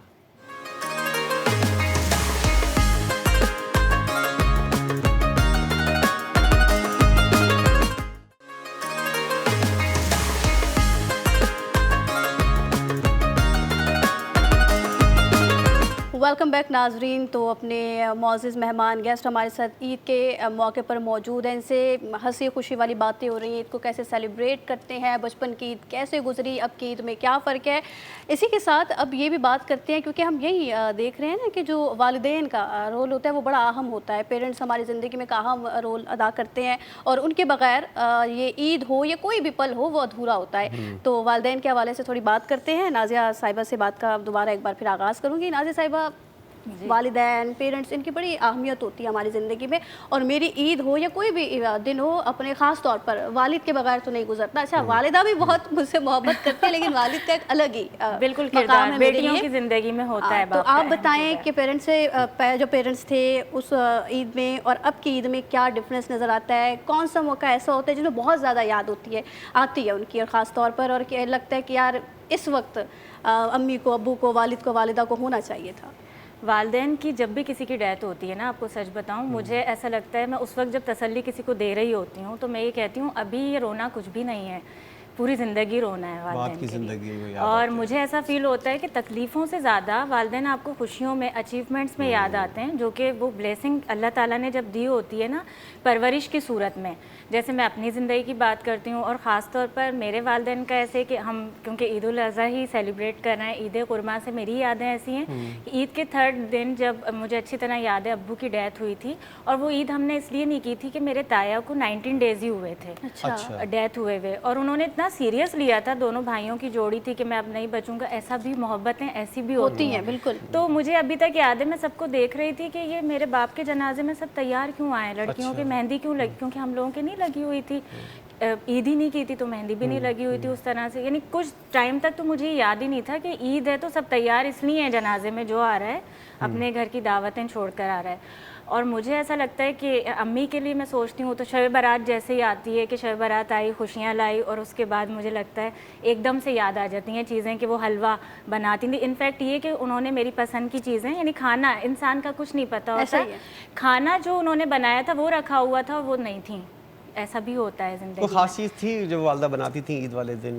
देखिए, मैं इसके लिए तो ख़ास तौर पे कहना चाहूँगी, हमारे नाज़रीन को भी, आप सब भी अच्छी तरह जानते हैं, मैं अपना बैकग्राउंड बताऊँ, लखनऊ और दिल्ली के खाने और रख रखाव बड़ा मशहूर है, तहज़ीब और वहीं पर खानों का। तो मेरे घर में तो बचपन से मैंने सुना, सब बोलते थे कि ये तो चटपटा और यानी मीठा, इसका कॉम्बिनेशन मिल गया, लखनऊ की मिठास से और दिल्ली का चटपटापन। तो वो मैंने हमारे यानी ननियाल में और ददियाल में मैंने वो शुरू से बचपन से नोक झोंक भी उस तरह की देखी, तंज और वो जो होता है ना गॉसिप से और हंसी मजाक, वो बड़े ऊंचे होते हैं। जैसे अगर आज का दिन है तो उसके ऊपर बड़ा वो करना। तो मैं ये समझती हूँ कि ये सब चीज़ें साथ चलती रहती हैं ज़िंदगी के, लेकिन वालिदैन आपके हयात हैं या नहीं है, आपने जो परवरिश में अपने सीखा है, एक तो ये कि हमेशा आप याद रखेंगे, लेकिन अपनी औलाद में ट्रांसफ़र करें। जो मुझे अभी कंप्लेन होती है, अगर टाइम है थोड़ा सा मुझे बोलने का मौका देते हैं क्योंकि होस्ट हूँ, मेरा काम भी है ये। अच्छा, मुझे ऐसा फील होता है कि आजकल हम लोग जो है ना, हम ये सोचते हैं गैजेट्स का के दौर है कि टैब में लगी हुई हैं ख़वातीन और मोबाइल में, कि बच्चों को उस तरह से टाइम नहीं देती। मेरे शायद इमोशंस इस तरह के हो गए माँ बाप को बहुत जल्दी खोकर कि मैं अपने बच्चों के साथ बड़ा वो रखती हूँ कि मुझे ये टाइम भी देना है, वो भी। और बाहर जाते हुए, वर्किंग होते हुए, मेरी कज़न्स मुझे कहती हैं कि हम तो घर में होते हैं बच्चों के साथ, फिर ऐसी तरबियत नहीं कर पा रहे, तो ये क्या सीन है। मैंने कहा शायद मैं बहुत ज़्यादा इस मामले में इमोशनल हो चुकी हूँ कि नहीं, इनको बाद में ये एहसास ना हो, ये ना हो, ये चीज़ मिस ना हो जाए। तो सबसे बड़ी बात तो यही है कि जो मैंने खुशियों का कहा, शादी हुई तो वालिदैन याद आए कि वो कैसे रुखसती में लड़कियां, मैं अभी भी रोने लगती हूँ जब किसी लड़की की रुखसती देखती हूँ कि मैं ऐसे स्टेज पे बैठी हुई थी, मेरी आंखें तलाश कर रही थी कि वालिदैन नहीं है। फिर औलाद होती है, जो जो चीज़ें अचीवमेंट्स हैं। इनफैक्ट ये कि बाप ने परवरिश जिस तरह से की ना, कि हर चीज़ में लोग कहते थे कि जल्दी से कह दिया ना कि नाजिया ये भी कर लेगी, वो भी, हर चीज़ सिखा दी। तो आज अचीवमेंट्स देखती हूँ तो बड़ा मिस करती हूँ, स्पेशली जब जर्नलिस्ट मेरे नाम के साथ आता है। तो मेरी अम्मी का ड्रीम था बनना और उस वक्त उनको चुप करवा दिया गया था कि नहीं, कुछ भी नहीं कर सकती। तो मुझे लगता है पता नहीं अल्लाह ताला जो करता है उसकी प्लानिंग लगता है। आप काफी अटैच भी थी अपने वालिदैन से? मैं अपने फादर से बहुत अटैच थी, जिस तरह अभी इन्होंने कहा कि मदर्स डे भी अभी गया आता है। आप बिलीव करें, जब मेरे फादर की डेथ हुई तो मैंने अपनी अम्मी से ऐसी मजाक में कहा, और मैं समझती थी कि लोगों की माएँ तो जीती हैं, मैंने कहा मजबूरी अब आपसे दोस्ती करनी पड़ेगी। अच्छा। और अम्मी भी नेक्स्ट ईयर, यानी वो क्योंकि बहुत ज़्यादा यानी लव मैरिज मशहूर थी मेरे पेरेंट्स की, तो लोग कहते हैं मोहब्बत नहीं होती, मेरे घर में मिसाल मैंने मोहब्बत। चलिए, इनके घर में तो मिसाल थी। बिलाल साहब, आपके घर में क्या सूरत हाल है? आपने बताया माशाल्लाह दोनों हयात है, और ख़ास तौर पर वालदा के हाथ की सिवैयाँ या शीर खुरमा, वो जो है ईद की खास पहचान होती है, उसका इंतजार भी होता है। तो ऐसा होता है अभी भी आपके? जी जी, मेरी वालदा के हाथ, मेरी वालदा सुबह सुबह कलेजी में बड़ा फोकस करती है। और जो कलेजी एक्सपर्ट है वो मेरी वालदा है, दोपहर खाने के मेरी बेगम है। फिर अच्छा। तो उनका साया है अल्हम्दुलिल्लाह, उन्हीं की वजह से ये एटीट्यूड है कि ईद को दूसरों के साथ मिलके मिलाना है, सबके साथ मिलके, सबको मिलके चलाना है। मतलब मेरे फादर की आदत ये है कि जब हम ईद की नमाज़ पढ़ के निकलते थे तो वो जो गार्ड खड़ा होता था वो उससे भी गले मिलवाते थे। अच्छा। यार इसकी भी तो ईद है, हाँ तुमने कोई तीर थोड़ी मारा है, बेचारा ड्यूटी कर रहा है, तुम क्या कर रहे हो। ईद तो अल्लाह का- सबकी होती है। सबकी है बेशक। बाकी जहाँ तक जानवर है उसका ख्याल रखना तो हमें बड़ी डांट पड़ती थी, हम जानवर तो ले आते थे। अच्छा, नमाज के बाद पहली जिम्मेदारी होती थी कि जानवर को ज़िबा करवाना, कसाई का इंतज़ाम, या वो तो पहले से हो जाता है। बास लोग होते हैं, जैसे कि अभी बताया था आपने कि आप लोग एक ज़माने में खुद से ये सब चीज़ें करते थे, तो आप लोगों के साथ भी ऐसी था कि खुद से नहीं, हम ऐसा? कसाई बुलवाते थे क्योंकि मैंने कहा ना खुद बात कोशिश का काम नहीं बड़ा, की आपने? खुद भी कोशिश करी है हमारे अल्हम्दुलिल्लाह, बहुत दफ़ा कामयाब कसाई रहे? भागे हैं अल्हम्दुलिल्लाह, 3-4 दफ़ा कसाई भाग गए टाइम पर ही नहीं पहुँचे हो, पता लगा जी ये तो हमें जानवर चाहिए, फिर हम खुद खड़े हुए छुरिया लेके बिस्मिल्लाह करी। अच्छा, काम सीखा हुआ था, घर पे सीख चुके थे। तो लेकिन जो सुबह सुबह कुर्बानी का सबसे पहला मौका है वो फादर की वजह से है, क्योंकि अब्बू जो है वो सुबह सुबह वही दुआ पढ़ते हैं, वही कुर्बानी को स्टार्ट करवाते हैं। बिलाल साहब, हम देखते हैं जब शादी से पहले की ईद और शादी के बाद की ईद में क्या डिफरेंस नज़र आया है, क्या लगता है? क्योंकि यही होता है ना, अब हमें ये भी खाना है, हमें ये भी खाना है, हमें ये भी बना दे, हमें ये भी बना दे। भाभी से भी ऐसे फरमाइशें करते हैं या उनसे डर कर रहते हैं? या सिर्फ अम्मी से करते थे, अम्मी भाभी से डर करते लगता है? नहीं नहीं नहीं, मेरी बेगम जो है वो अल्हम्दुलिल्लाह बहुत अच्छा खाना बनाती है। अच्छा। और उसे खुद शौक या है। इसलिए तो नहीं कि वो देख रही होंगी इसलिए आप ये बोल रहे हैं डर के मारे हैं? नहीं सच बता दें अभी। नहीं, सच ही बता रहा हूँ। मतलब देखिए, आपने कहा हेल्प में बेगम की सबसे बड़ी हेल्प ये कराता हूँ, खाना बना तस्वीरें मैं खींच के इंस्टाग्राम पे लगा देता हूँ। और वो बहुत अच्छी कुक है और खुद डॉक्टर भी है। लेकिन शादी से पहले से सीख कर आई थी या बाद में? जी जी, उसको बहुत ज़्यादा शौक है। मतलब वो खुद डॉक्टर है लेकिन उसको शौक ही खाना बनाने का इतना है कि वो खुद किचन में चली जाती है और खाना बनाती है। और आम दिनों के अंदर कल भी बीफ स्टेक बनाया हुआ था। अच्छा, बहुत सारे खानों के नाम तो ऐसे थे। जब पहली दफ़ा जब मुझे एंगेजमेंट हुई तो मैंने उसको इंस्टाग्राम खोला, तो जब तस्वीर देखी मैंने दोस्त को बोला मैं जितने मैंने खाने खाए नहीं सर इसने बनाए हुए हैं। तो माशाल्लाह से बहुत वो है। बाकी जहाँ तक फरमाइश का है तो किसकी चलती है घर पे? किसकी चलती है? अरे ऐसी बात नहीं करें, चलती है। आदमी ये सारी जिंदगी कह के सारी ख्वाहिशात बनवा लेते हैं। भाभी की तारीफें की जा रही है कि सब कुछ बनाती भी है, सब कुछ करती भी है, दूसरी तरफ कह रही किसकी चलती है? अभी किसकी चलती है, हम क्या समझे? आप मैं बताइए। ये पूछ रहा कि आपके घर में किसकी चलती है सलमान किसकी साहब? चलती मैं यही तो बोल रही हूँ कि आदमी पूरी जिंदगी सारी ख्वाहिशात मनवा कर फिर कहते हैं कि हम तो बिल्कुल मासूम, वैसे वो भी बकरे की तरह खुद को बोलते हैं हम गेम खेल कुर्बान गए हैं। बिलाल साहब, यहाँ पर गेम खेल गए। पहले भाभी की फुल तारीफ की, एंड में गए किसकी चलती है? किसकी चलती है? अपने आप अब को ये मासूम बताइए, जाहिर कर किसकी दिया। चलती है? ऐसा ही है सलमान साहब, जिस तरह की सूरत हाल बताइए। अलग अलग माहौल होते हैं। या आप भी कुछ डरे हुए से लग रहे हैं, कुछ मामला लग रहा है कि घर जाने के बेगम मैं दिख इसलिए डर लगा हूं, मेरी वाइफ भी फिटनेस ट्रेनर है। अच्छा, अच्छा, ये तो अच्छा, कॉम्पिटिशन देखिए चलता है। पेरेंट्स का तो जो शफकत होती है ना, उनका जो साया है वो उसमें कोई शक नहीं, वो तो रहमत होता है। हमारे घर में मामला है कि हम 4 भाई हैं और मेरे पेरेंट्स मेरे साथ रहते हैं। सही। और मेरी दादी भी माशाल्लाह हयात है, शी इज़ 90 ईयर्स ओल्ड, वो भी साथ रहती हैं।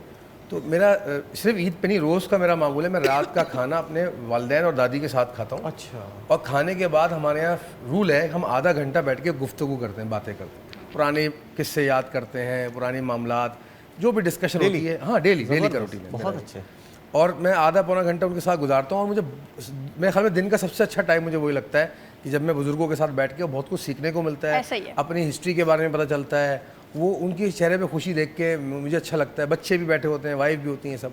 और ईद वाले दिन हम लोग नमाज के बाद कुर्बानी से पहले सारे भाई और वालिदैन और दादी सब लोग एक जगह जमा होकर नाश्ता करते हैं हम लोग साथ। अच्छा। ये हमारा पहले दिन से उसूल है हमेशा से। नाश्ता सब साथ करते हैं, नाश्ता सब साथ सब साथ करते हैं, भाई और दादी वालदा। आपने ना वालिदैन जो पे- सवाल है उनको उसको बिल्कुल घुमा दिया। बात ये आपने कर वो रही बात ही है घुमा दी जो हो रही बात थी। याद रखी जो पहले अब कही की गई ईद थी। में और पहले की ईद में क्या फर्क था? शादी हमारी से शुरू पहले से की ईद और ऐसी अब? चलती है अल्हम्दुलिल्लाह। हाँ, शादी से पहले ये वो आपके घर का एक माहौल होता है, कल्चर होता है जो आप शुरू से अडॉप्ट यानी करते follow आ रहे करते हुए आ रहे हैं, देख तो रहे, जो उसमें बड़ों कोई को करते हुए changes देख रहे होते हो वही आप कर रहे हो। तो मतलब जिस तरीके से अम्मी को तंग किया है वैसे भाभी को भी तंग कर। बस नहीं, उनको भी शौक है, हेल्प करती हूँ। और उनको क्या तंग करना है, आधा नाश्ता हम भी बना देते हैं साथ में। अच्छा, बताया ना, मिलके मतलब help की जाती है। फिटनेस वाले लोग हैं तो खाने से हम कतराते नहीं, बनाने से। अच्छा, ये तो चलिए शाहिना साहब, आप बताएं जरा कैसी वालिदैन के साथ यादें जुड़ी हुई हैं आपकी? कोई ऐसा किस्सा जो आपको याद हो कि ईद वाले दिन ऐसा कोई, चाहे छोटी ईद हो चाहे बड़ी ईद हो, कोई ऐसी बात होगी यकीनी तौर पे? अच्छा, बेसिकली ये होता है कि अल्हम्दुलिल्लाह वालिदैन के साथ तो मतलब जब तक आप ईद पे उनसे नहीं मिलते, मुझे लगता है ईद इनकम्प्लीट रहती है। और दूसरा यही है कि बड़ा मज़े का मैं आपको एक किस्सा सुनाऊँ कि भाई हुआ ये कि ईद का दिन था और आपको पता है ना ईद के दिन ख़वातीन को होता है बस तैयार होना है, हमने बस तैयार होके जो है ना वो बैठना है।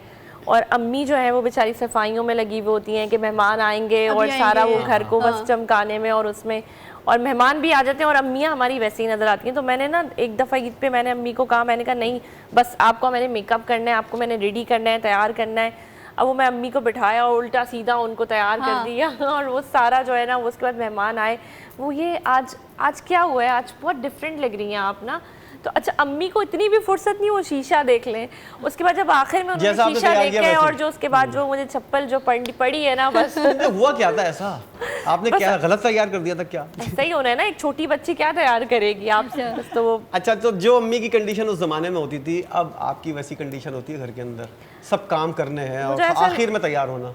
मुझे हाँ ऐसा होता है कि मैं शावर लेने से पहले सारे काम कर लेती हूँ, मुझे होता है कि पहले सारे या फिर एक रात पहले चांद रात को आप इस तरह का लेकिन देखिए वो हम मीठी ईद पे कर सकते हैं ना, इस वाली ईद पे तो हम चांद रात को नहीं प्रिपरेशन कर सकते, हम प्री प्रैप कर सकते हैं कि आपने चटनियाँ बना के रख दी, मसाले बना के रख दिए, वो जो आपको पता है पपीता होता है उसको ग्राइंड करके रख दिया, लहसुन अदरक को, ये वाली हरी मिर्चें थोड़ी सी ग्राइंड करके रख दी, ये आप प्री प्रैप कर सकते हैं। हाँ गोश्त का आप नहीं कर सकते इस ईद पे, वो तो आपने सुबह ही करना है। जानवर कैसा लगेगा? लेकिन मुझे ऐसा लगता है कि मैं जो है ना सबसे पहले मतलब प्रेफर करती हूँ कि आप खुद साफ सुथरे हो, उसके बाद फिर आप जैसे किचन में जाओ, क्योंकि आप एक दफ़ा गए तो फिर उसके बाद आपको वहाँ से निकलना ना, और शेफ्स ड्यूरिंग क्योंकि मैं तैयार होकर ही कुकिंग शोज कर रही होती हूँ तो फिर मुझे आदत है, तो मैं आदत है। तो ये भी बता दीजिएगा ईद के मौके पर ज़्यादा जो वक्त है वो किचन में ही गुजरता है आपका, और क्या ऐसी रेसिपी आप बनाती हैं, हमें भी बता दें जो झटपट बन जाए, अगर मेहमान आए हमें बनानी पड़े, अम्मी को बतानी पड़े, एकदम से मेहमान आ गए, खाने का टाइम है और आपने रेसिपी। अच्छा सबसे पहली बात कोशिश यही होनी चाहिए कभी मेहमान आए तो वो उसको आपने खाली पेट नहीं भेजना घर से, ऐसे इस चीज़ को आप थोड़ा सा ना वो कर लें। बनने में कुछ भी देर नहीं लगती, आपके पास प्रेशर कुकर है, आपने उसमें ना आपको भी नमकीन गोश्त के बताया था, वो उसको आपको कुछ नहीं करना, बस उसको आपने डालना है और प्रेशर उसको लगा देना है, वो खुद ही रेडी हो जाएगा। ऐसा हुआ है आप शेफ हैं और मेहमान आ गए परेशानी में, एकदम से कोई काम कर रही हैं और आपसे भी काम कभी ऐसा पॉसिबल नहीं है कि नहीं हुआ होगा? बिल्कुल ऐसा उल्टा हो गया मामला और मुझसे पता है एक दफ़ा क्या हुआ, बहुत ही मजे का सीन है, मैंने कोरमा बनाया और जल गया, ठीक है लग गया, मैं दूसरे कामों में थी, अच्छा भाई लग गया, वो मैंने लगे हुए कोरमे को सेट वेट किया दूध वूध डाल के, अब सारे पूछ रहे हैं आज बहुत मजे का खाना बना, आज बहुत मजा बना, इसकी रेसिपी बताओ, मैंने कहा मैं क्या बताऊं, पहले जलाना है फिर दूध डालना है। कभी ऐसा हुआ है इसी बात से, कभी ऐसा हुआ है कि जैसे आप घर में कोई खाना बना रही हो, नमक तेज हो गया और मिर्चें तेज हो गई, तो उन्होंने कहा भाई टीवी चैनल पे तो बड़ा अच्छा खाना बनाते तो यहाँ नमक मिर्चें क्यों तेज हो जाती है? नहीं होता, अच्छा ऐसा नहीं होता, नमक थोड़ा सा कभी मुझे ऐसा लगता है कि आपका मतलब तेज़ हो जाए तो उसकी ना टिप्स है, अगर आपकी जो सब्ज़ी वगैरह है ना तो उसके अंदर आप थोड़े से आटे के बॉल्स बनाएं छोटे छोटे से, और जो है ना वो आप उसके अंदर ऐड कर दें, उसके बाद उसको निकाल लें। मतलब ये पकड़ी नहीं जाती? नहीं जुबैदा आपका टोटका है, काफ़ी टाइम से चलता हुआ आ रहा है, बहुत अच्छा है, बहुत अच्छा है ये। और अगर जैसे जो सालन जो शोरबे वाले सालन है वो है तो उसमें आप थोड़ा सा जो है ना वो बर्फ को ऐड कर दें, तो उससे भी जो है ना नमक थोड़ा सा वो पानी उसका थोड़ा सा ज्यादा ऑयल भी सेटल खाना बना रही होती है और हम देखते हैं कि काफी कम वक्त में आप फौरन और अच्छा खासा तैयार, प्रेजेंटेशन उसकी इतनी अच्छी होती है और देखने में वाकई टीवी के ऊपर जब वो जूम करके दिखाया जाता है तो वाकई देखने में इतना अच्छा होता है या खाने के बाद पता चल जाता है कि नहीं, वो अगर आपकी रेसिपी या कच्चा रह जाता हो, ऐसा कभी हुआ? आपके पास टाइम ड्यूरेशन बहुत कम टाइम ड्यूरेशन कम होता है। अगर हम बीफ और मटन ले हुआ होता है हमारे पास कि आपने उसकी कोई रेसिपी बनानी है तो वो वहाँ पर हम फंस सकते हैं। अच्छा, लेकिन मुझे इसमें आपको बताऊँ जो टीवी शोज होते हैं ना उसके अंदर थोड़ा अनकुक खाना होता है। अच्छा, ये एक राज है जो मैंने आज खोल दिया। यही पूछ रहे थे, मैं यही तो पूछना चाह रहा था कि यही राज पूछना चाह रहे थे। अनकुक खाना जो होता है ना, वैसे बताऊँ स्टैंडर्ड जो होता है ना कुकिंग जो स्टैंडर्ड है वो अनकुक्ड ही आप लोग उसे बोलेंगे कि ये हम लोग तो सब्जियां पका के ना उसको बिल्कुल सारी उसकी न्यूट्रिशंस निकाल देते हैं, उसका कलर निकाल देते हैं, तो उसको उसके अंदर इतना ज़्यादा ऑयल डाल देते हैं, तो वो खाना मतलब अगर आप उसको स्टैंडर्ड्स वाइज देखा जाए ना कुकिंग स्टैंडर्ड। अच्छा, मैंने एक और चीज़ देखी थी, मैंने देखा था कि शेफ साहब आए थे और उन्होंने जो है ना जो चीज़ बनाना चाह रहे थे ना वो वही वाली बात के बड़े का गोश्त था, उन्होंने पहले से ही एक डिश बनाकर एक प्लेट सजाकर ये भी होता है, टाइम प्रेजेंटेशन इतनी अच्छी कर दी थी और जब वो पका रहे थे उन्होंने बोला टाइम नहीं है और इसी तरह करना है, और बाद में जब देखें उनकी बात तो सुन ले, चैनल की बात आ गई है, सुना चैनल के बजट पर डिपेंड करता है, 2 रेसिपीज अफोर्ड कर सकते हैं। ये शेफ के ऊपर भी डिपेंड करता है, वो चाहता है कि मेरा नाम रहे और मेरी प्रेजेंटेशन जो है वो सामने आए। प्रेजेंटेशन जो है ना वो मैंने आपको बताया ना कि उसका स्टैंडर्ड ही यही है कि वो थोड़ा सा अनकुक्ड आपका खाना हो। गोश्त भी आपको पता है, आप दीन में भी हमारे आप दांत से तोड़ के खाओ। आपको ये होता है हम रोटी से निवाला बनाए तो वो उसी में ही जो है ना वो चेक गल रहा इसी तरह किया जाता है कि गला है या नहीं गला है, ये चीज़ है ना। तो आप दीन में तो हमारे कि गोश्त को आप दांत से तोड़ के खाएं, यानी कि उसको इतना ना पकाएं। तो ये वाली, और सब्जियों का कलर्स भी लॉस हो जाता है। आप कोई भी चीज़ को ओवर कुक कर जाते हो, जो क्वालिटी ऑफ न्यूट्रिशन होती है ना, वो ज़ाया हो जाती है। नहीं कि अगर आपको गोश्त से प्रोटीन लेनी है तो एक जो ओवर कुक मीट होगा उसकी प्रोटीन की जो क्वालिटी होगी वो डाउन हो जाएगी, सही, बनिस्बत इसके जो कम कुक मीट होगा उसकी प्रोटीन की क्वालिटी अच्छी होगी। ठीक है। बिल्कुल। ये तो बता दिया किस तरीके से आप खाना बनाती हैं और प्रोग्राम में को खाना बनाया जाता है और रह जाते हैं क्योंकि टाइम कम होता है। नहीं, समटाइम्स स्प्रेस वगैरह भी हो रहे होते हैं ड्रामा में, तो ये मसला होता है। और समटाइम्स कुछ रेसिपीज होती हैं, जैसे हम केक का काम करते हैं ना, तो केक हम प्री प्रैप करके रखते हैं, उसको हम बेक अपना एक अलग से बेक करके रखेंगे, क्योंकि जब हम लाइव बेक करेंगे तो आप गरम पे आप आइसिंग नहीं कर सकते गरम केक के ऊपर। ठीक है, अभी एक एक ब्रेक का वक्त आ गया है और ब्रेक के बाद जब हम हाजिर होंगे तो अपने मेहमानों से जानने की कोशिश करेंगे जिस प्रोफेशन के अंदर वो हैं उसके अंदर आते हुए क्या सोच कर आए थे क्या और क्या मुश्किलात अब तक दरपेश हुई हैं। ज़रा इनके प्रोफेशन का अहाता करेंगे। ब्रेक के बाद हमारे साथ रहिएगा। सबको ईद मुबारक।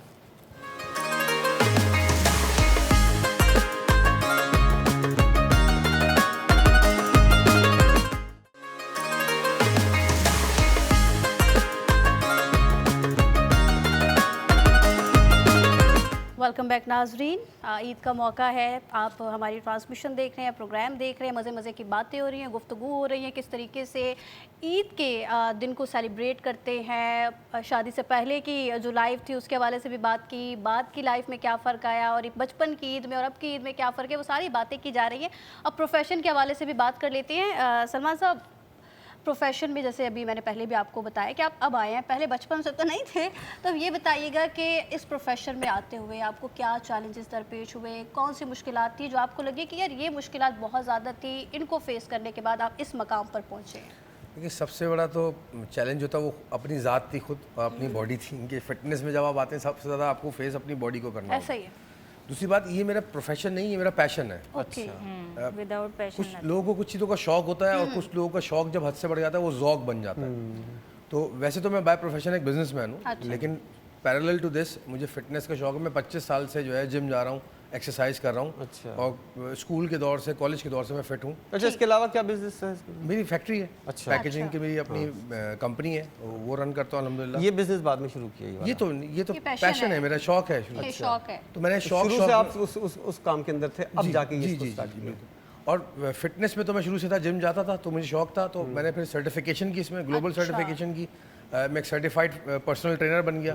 और वो ट्रेनर बनने के बाद क्योंकि मुझे तालीम से इल्म का भी शौक था तो मैं पढ़ाता भी रहा हूँ यूनिवर्सिटी के अंदर। मैंने 10 साल यूनिवर्सिटीज़ में पढ़ाया मैनेजमेंट सब्जेक्ट्स। तो जो हमारी एकेडमी है जहाँ से मैंने ये कोर्स किया, तो उन्होंने ही मुझे ऑफर किया कि आप यहाँ पे पढ़ाएं भी, क्योंकि आपको तजुर्बा भी और आप सर्टिफाइड भी हो गए। सही सही।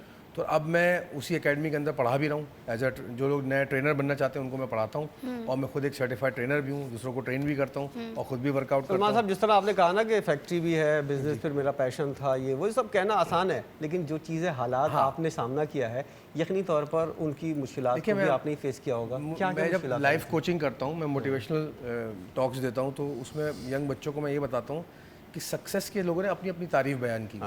मैं उनको समझाता हूँ, देखिए सक्सेस या कामयाबी की तारीफ ये है कि जब आप, success is when you fail to fail, जब आप हारने को हार मान लो तब आप सक्सेस की तरफ जाते हो। आपके पास कोई ऑप्शन ना रहे, आपको इतनी एफर्ट करनी होती है। फिर मैं उनको एक मिसाल देता हूँ कि चूंटी को देखिए, आप एक चूंटी कहीं जा रही है, उसके आगे हाथ रख दें, वो वहाँ से रुकेगी, दूसरी जगह से जाएगी। आप दूसरी जगह हाथ रख दें, वो तीसरी जगह से जाएगी।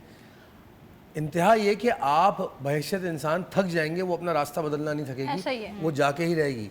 इंसान को इस सोच के साथ, चूंटी की सोच के साथ मेहनत करनी चाहिए कामयाबी की तो तरफ। सलमान साहब, ये भी बताइएगा किस एज ग्रुप के लोग ज़्यादा आपके पास आते हैं?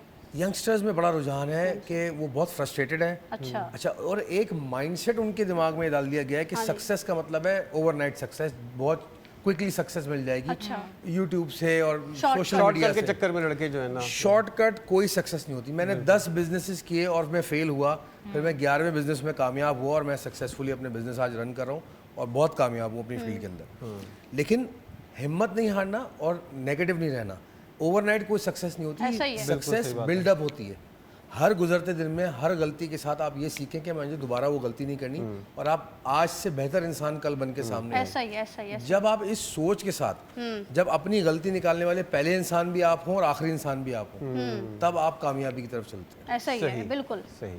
अच्छा नाज़िया साहिबा, जो परेशानी हर किसी के ज़िंदगी में अलग अलग तरीके से आती है, आपने सोचा यही था कि मैं होस्ट बनूंगी, और आपने बताया था कि काफ़ी आपका पैशन भी ऐसा है और उसकी वजह से आपने मुश्किलात भी फेस की होंगी यकीन तौर पर। डेफिनेटली, और क्या हर फील्ड में होती क्या है। हालात थे, अच्छा, और मैं तो सोचा जब आपने था उस वक्त और उसके बाद जब आप बन गई, उसके दरमियान जो हालात थे, जरा उसका आसा कीजिएगा। ख़वातीन में ज़्यादा सबसे स्ट्रगल होती मैं है। वही बात ऐसा इनसे ही कर रही थी कि सबसे बड़ी चीज़ तो लोग ही कह देते हैं कि मीडियम में ये होता है फलां जगह, इस तरह का नहीं होता। ख़वातीन जहाँ पर भी होती हैं ना, वहाँ क्योंकि 5 फिंगर्स आर नॉट इक्वल। जो हम मर्द हजरात को ब्लेम कर देते हैं ना, सारे मर्द ही एक नज़र से देखा जाता है। नाज़ी, ऐसा भी तो होता है ना, जब खासतौर पे मैंने, क्योंकि मैं भी इसी फील्ड से ताल्लुक़ रखती हूँ, तो जब आप शुरू में आते हैं, स्टार्ट करते हैं, तो कुछ जो आपके बीच के लोग होते हैं, खासतौर पे फीमेल में जेलसी बहुत होती है, बहुत तंग बहुत स्टिल किया जाता है, स्टिल है, जेलसी फैक्टर डिग्रेड फील कराया जाता है कि आप छोड़ कर ही चले जाएं। उस वक्त कितना मुश्किल होता है वहाँ पर खड़े रहना और उसी जगह पे जो है उन मुश्किलात को फेस करके आगे बढ़ना।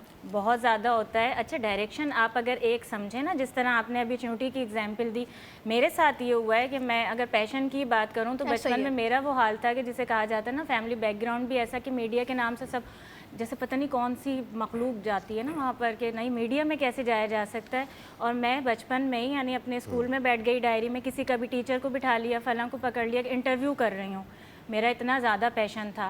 फिर मैं बचपन से लिख रही होती थी, यानी बच्चों की जो कहानियाँ आती हैं वो लिख रही होती थी, लिखने का बहुत ज़्यादा मुझे शौक़ था। अच्छा। तो जब सडनली हुआ कि पेरेंट्स की डेथ हुई और किस तरह से मुझे आना है, तो लिखने की एक चीज़ थी कि जिससे मैंने अचानक बस लिखा, और लीडिंग हमारा न्यूज़पेपर है कि वहाँ से मुझे ऑफ़र भी आ लिखने का गया। सिलसिला अभी भी जारी है? स्टिल है मेरा। अच्छा। जी, अब तो ज़ाहिर सी बात है कि ब्लॉग्स भी और सारी चीज़ें हैं, वेबसाइट्स के थ्रू होता है, नाज़िया, कभी डॉक्यूमेंट्रीज ऐसा लिख रही फील हूँ। हुआ है कि एक टाइम ऐसा आया हो कि आप इस फील्ड में आई हैं और ऐसा फील हो कि अब मैं थक गई हूँ, इतना अच्छा, तंग ये नहीं हुई? नहीं, इस तरह होता है, आपको लोग ये फील करवाते लोग हैं। फील कराते जो आपने बात कही ना, देखें इस वजह से बोलती हूँ क्योंकि एक होता है कि जहाँ अभी हम लोग बैठे हुए हैं, एक्सपीरियंस जब वक्त के साथ हो जाता है तो हमारे यहाँ एक वर्ड यूज़ किया जाता है, पॉजिटिव वाइब और नेगेटिव वाइब, और वो हमें जाते एक्सपीरियंस के साथ आने लगती हैं। अब आपकी बात का इसलिए जवाब दूंगी, आपके पास से वो पॉजिटिव ही मुझे यानी फील हुआ कि वो पॉजिटिव थिंकिंग्स आपके अंदर मौजूद हैं और आप वही क्वेश्चन कर रही हैं।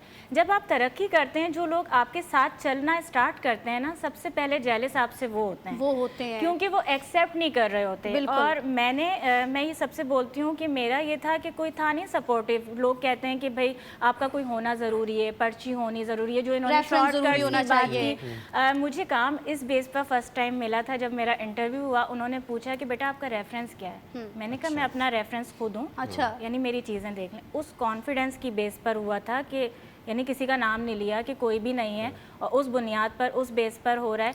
उसके बाद बेशुमार रुकावटें आई।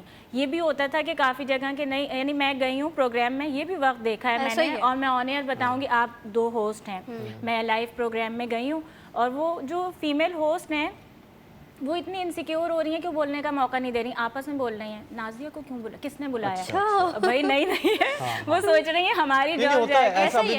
अच्छा, मुझे आवाज़ आ गई है, जेलसी की बात, आवाज़ आ गई है। अच्छा, वो स्ट्रगलिंग टाइम ऐसा होता है कि आप कुछ नहीं कह सकते, यानी आपके दिल पे लग रही होती हैं बातें।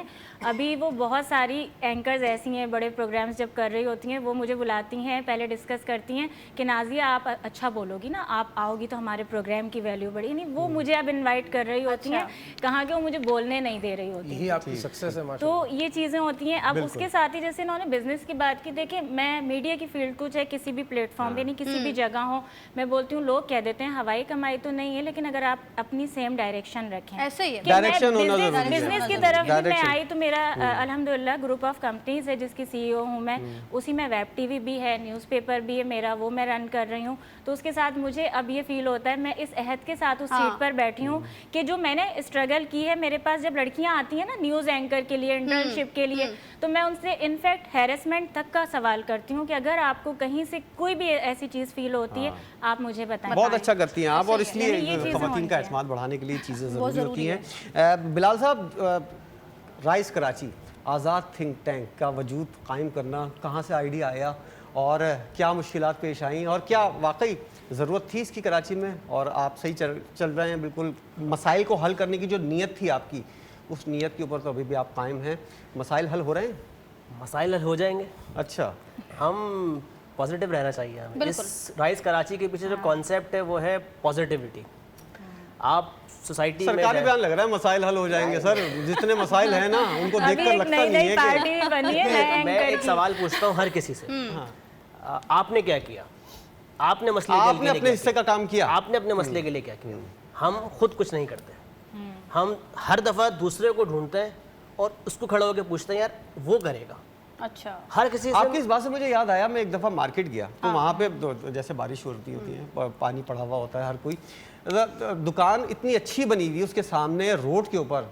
सलमान साहब, जिस तरह की मैंने हालत देखी तो मैं दुकान वाले से मैंने सवाल कर लिया कि भाई ये क्या, वो गवर्नमेंट को ब्लेम कर रहे हैं। मैंने कहा दुकान तुम्हारी है, तुम लोग अगर 500-500 रुपए भी अपनी गरीब वालों से इकट्ठा करके तुम लोग खुद करो ना तो तुम्हारी दुकान की वैल्यू बढ़ेगी, किसी और की नहीं बढ़ेगी। तो ये आपका जो बात है ना, बिल्कुल यही कि ये आपको भी खुद भी अपने तौर पर हर चीज़ गवर्नमेंट के ऊपर नहीं डाल देनी चाहिए। आपने खुद सोसाइटी के लिए क्या किया? कॉन्सेप्ट राइज कराची का मेन कॉन्सेप्ट यही था कि हम ब्लेम बहुत करते हैं, हर चीज़ हुकूमत, हर चीज़ को ब्लेम करते हैं, हर चीज़ को पॉलिटिसाइज करते हैं।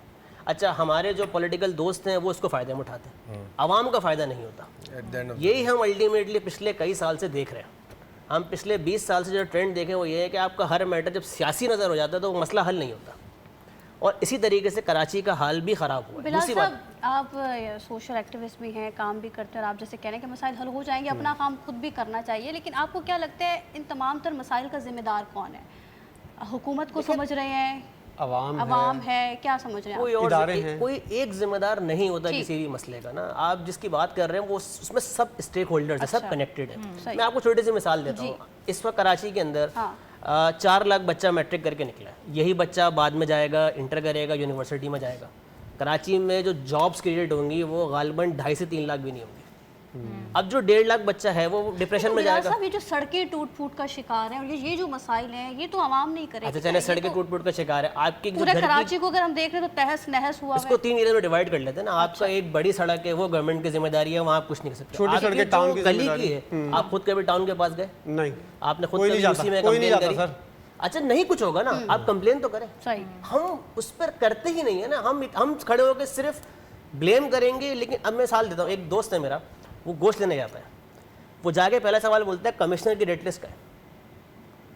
तो वही गोश्त वाला उसको कमिश्नर की रेट लिस्ट के ऊपर गोश्त देगा, बाकी साथ खड़े होंगे वो नहीं पूछते, उसी रेट पे गोश्त ले आते हैं। तो कराची के वसाइल को बरोकार नहीं लाया जा रहा, आप ये कहना चाह रहे हैं? वो अलग वसाइल जो है उनको सही तरह इस्तेमाल नहीं किया जा रहा। ये वाली बात मैं गवर्नमेंट का या किसी भी उसका इसलिए नहीं करता है कि देखें जब आप गवर्नमेंट आप जाते होंगे ना टाउन के ऑफिस में, मैं वही बता रहा हूँ, जब आप गवर्नमेंट का हिस्सा बनते हैं ना, आप भी एक इदारे को चलाते हैं। इदारे की अपनी पॉलिसीज होती हैं, अपना तरीकेकार होता है, अपनी मैनेजमेंट होती है।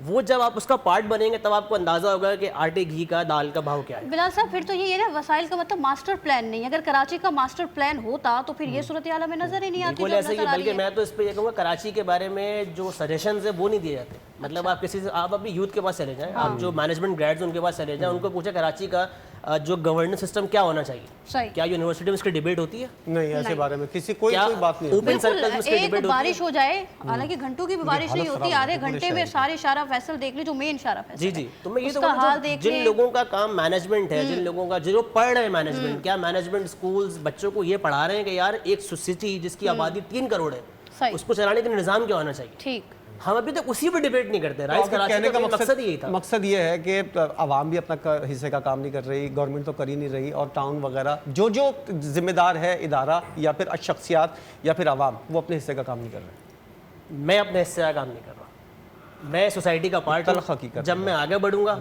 तो मैं ही सिस्टम का पार्ट बन जाऊंगा। राइज कराची का देखिए बुनियादी मकसद ये लोगों को एजुकेट करना, अवेयर करना, अवेयरनेस देना बहुत जरूरी है। मैं सबसे बड़ा ना यूथ को बोलता हूँ। तो बिलाल साहब, फिर तो यही सूरत हाल है ना, कराची के मसाइल ऐसे ही चलते रहेंगे, हम ये सूरत हाल ऐसे ही देखते रहेंगे फिर? अब यही कहा जाए। बिलाल ये कहना है कि हमें पता तो हो कि हमें पता नहीं है। असल बात ये है कि हम कोशिश यही करते हैं, ये भी आप लोग देखें ना, मुझसे ये सवाल पूछने कि इसकी जिम्मेदारी है, इसकी जिम्मेदारी है, इसकी जिम्मेदारी है, एक बंदा मिल जाता है कि हम सब उसको बैच करना शुरू कर दें। अच्छा, भाई उसकी जिम्मेदारी नहीं है। नहीं, लेकिन कराची के लिए मैं ये कहूँगी, कराची वो वाला बेटा है जिसकी माँ और बहनें सब कोई भी या फैमिली में कोई नहीं चाहता कमाने वाला बेटा कि इसका घर बसे। हाँ। उसके बीवी बच्चे आ जाएंगे तो वो खुद भी ग्रूम हो जाएगा, अपने आप पर भी पैसा लगाएगा, फैमिली का भी ख्याल। वाली मिसाल याद आ गई आपकी बातों से कि जीत के जो है ना बहुत सारे दावेदार आ जाते हैं और हार जो है ना ऐसा ही है, बिल्कुल उसका कोई बाप नहीं होता ना, हार को कोई भी नहीं अपनाता। हाँ, तो शाइना साहबा जिस तरह की आप बैठी हैं खामोशी से उधर, आपने सोचा मुझे शेफ बनना है और आप आई, एक कामयाब शेफ आपने बन के दिखाया। ऐसा ही हुआ था या फिर कठिन हालात से आप गुजरी हैं? देखें, मैंने सोचा मुझे शेफ़ बनना है और अल्हम्दुलिल्लाह मैं बनी। और जब मेरा कोर्स का लास्ट डे था, मुझे ये था कि मुझे कुकिंग शो करना है, मुझे बचपन से अच्छा लगता था। और शेफ़ फराज आज़ेब होती थी, उनसे मैंने इंस्पिरेशन ली, मुझे बहुत अच्छी लगती थी वो, मतलब कुकिंग करी थी। मेरी अम्मी क्योंकि देख रही होती थी उनका प्रोग्राम, तो वो बिल्ट होती है ना इंसान के अंदर। तो फिर बस मैंने सोचा मुझे बनना है और मैं बनी। और जब मेरा लास्ट डे था तो मैं चैनल पे थी किसी, और वहाँ पर अपना शो कर रही थी। लेकिन इसमें भी ये होता है कि उतार चढ़ाव आते हैं, अप एंड डाउन्स आते हैं, और हर फील्ड में ये होता है। लेकिन बस इंसान को छोड़ना नहीं चाहिए, कोशिश करनी चाहिए, और हर दिन आप एक बेहतर से बेहतर करने की कोशिश करते हैं, होता भी जाता है। ऐसा भी होता है, समटाइम ऐसा भी होता है कि आपको लगता है कि आपकी फील्ड खत्म हो गई, आप खत्म हो गए, लेकिन आपने उसके बाद खड़े होना होता है, बिल्कुल अपने आप को स्टैंड करना होता है, फिर दोबारा से स्टार्ट लेते हैं। वो एक गुड स्टार्ट होता है। पहला शो जब आपने क्या किया, स्टार्ट हुआ और आप खड़ी थी, कितनी नर्वस थी, कितनी परेशान थी, और क्या क्या गलतियां भी हुई होंगी, उनसे क्या क्या सीखा आपने? बनाया क्या था पहले शो में? क्या बनाया था आपने पहले शो में? मैंने स्टेक्स बनाए थे, चिकन स्टेक्स, उसके साथ सौते वेजिटेबल्स और उसके साथ मशरूम सॉस बनाई थी। अच्छा, दूसरी चीज़ ये है कि मैं नर्वस, कैसा फीडबैक था वो जो बनाया था आपने और आपने खुद खाया था? बिल्कुल बिल्कुल बहुत अच्छा बना था, मैंने खाया था। मैं नर्वस नहीं हुई थी, पहला इम्तिहान पास किया? हाँ, मैं नर्वस नहीं हुई थी, और बहुत कम नर्वस होती हूँ मैं, अल्हम्दुलिल्लाह ऐसा नहीं होता है। अच्छा, टाइम भी कम होता है तो हम कर लेते हैं मैनेज ना, वो हम कच्चा पक्का खिला देते हैं मस्त। नाज़िया, आप नर्वस हुई थी जब फर्स्ट टाइम इस फील्ड में आई, ऑन एयर हुई, तो पहला दिन जब होता है, पहली दफा में तो होता है। अच्छा, मैं वैसे ये वाली बात बताना, अहम सवाल आप लोगों ने कर लिया। जैसे मैंने कहा था ना, कोई मेरे बैकग्राउंड में नहीं, कोई बैक सपोर्ट नहीं थी कुछ। जिस तरह से मैंने यानी लिखने से शुरू किया ना, उसके बाद वहीं से ऑफर आ गई, नहीं उनका चैनल भी था, फील्ड में उतार दिया कि वही जर्नलिज्म में कवरेज कर रही हूँ सब। एक बड़ा हमारा लीडिंग चैनल है, 2-3 ही नाम है, उनमें से एक है जहाँ मैं कवरेज फील्ड में कर रही होती थी, मैं थर में मौजूद थी। और वहाँ पर एट अ टाइम यहाँ जो कॉल आ जाती थी, कराची बंद हो जाता था, तो यहाँ कराची सब बंद हो गया, तो यहाँ से होस्ट नहीं पहुँच सकी लाइव टेलीथॉन के लिए। मैं अपने ब्रेक बहुत पुरानी बात कर रही है, 10 साल पुरानी है, तो किसी ज़माने में बंद होता था। बात मुझसे बाहर आ गए ना, देखिए बाहर बैठ के बोलते थे कैसे मसला। उस वक्त हम सोचते थे कि ये इस मसले का हल क्या, हम मसले का हल तो सोचते ही नहीं थे उस जमाने में। अच्छा, ये नर्वस का बोलनी है ना, उस टाइम सोचें कि वहाँ पर यानी उनके पास कोई ऑप्शन ही नहीं है। मैं बोल रही हूँ कि ये कैसे, इतना बड़ा काम मैं कैसे करूँगी, सब मेरे पास बैठे हुए, इज्जत का सवाल है, इतना बड़ा चैनल है, लाइव जाना है। तो नर्वस हुई आपने होस्ट का? मैं नर्वस उस वक्त, मैंने कहा मैं कर ही नहीं सकती, मैं कैसे बैठूंगी एक फील्ड में, नहीं मुझे बोलना ही नहीं आता। मैंने कहा मैं कैसे करूँगी, आप सब कर लेंगी, यानी काम कर रही हैं, होस्ट कर रही हैं, हो जाएगा। नाज़िया ऐसे ही था, मैं भी फर्स्ट टाइम किया है।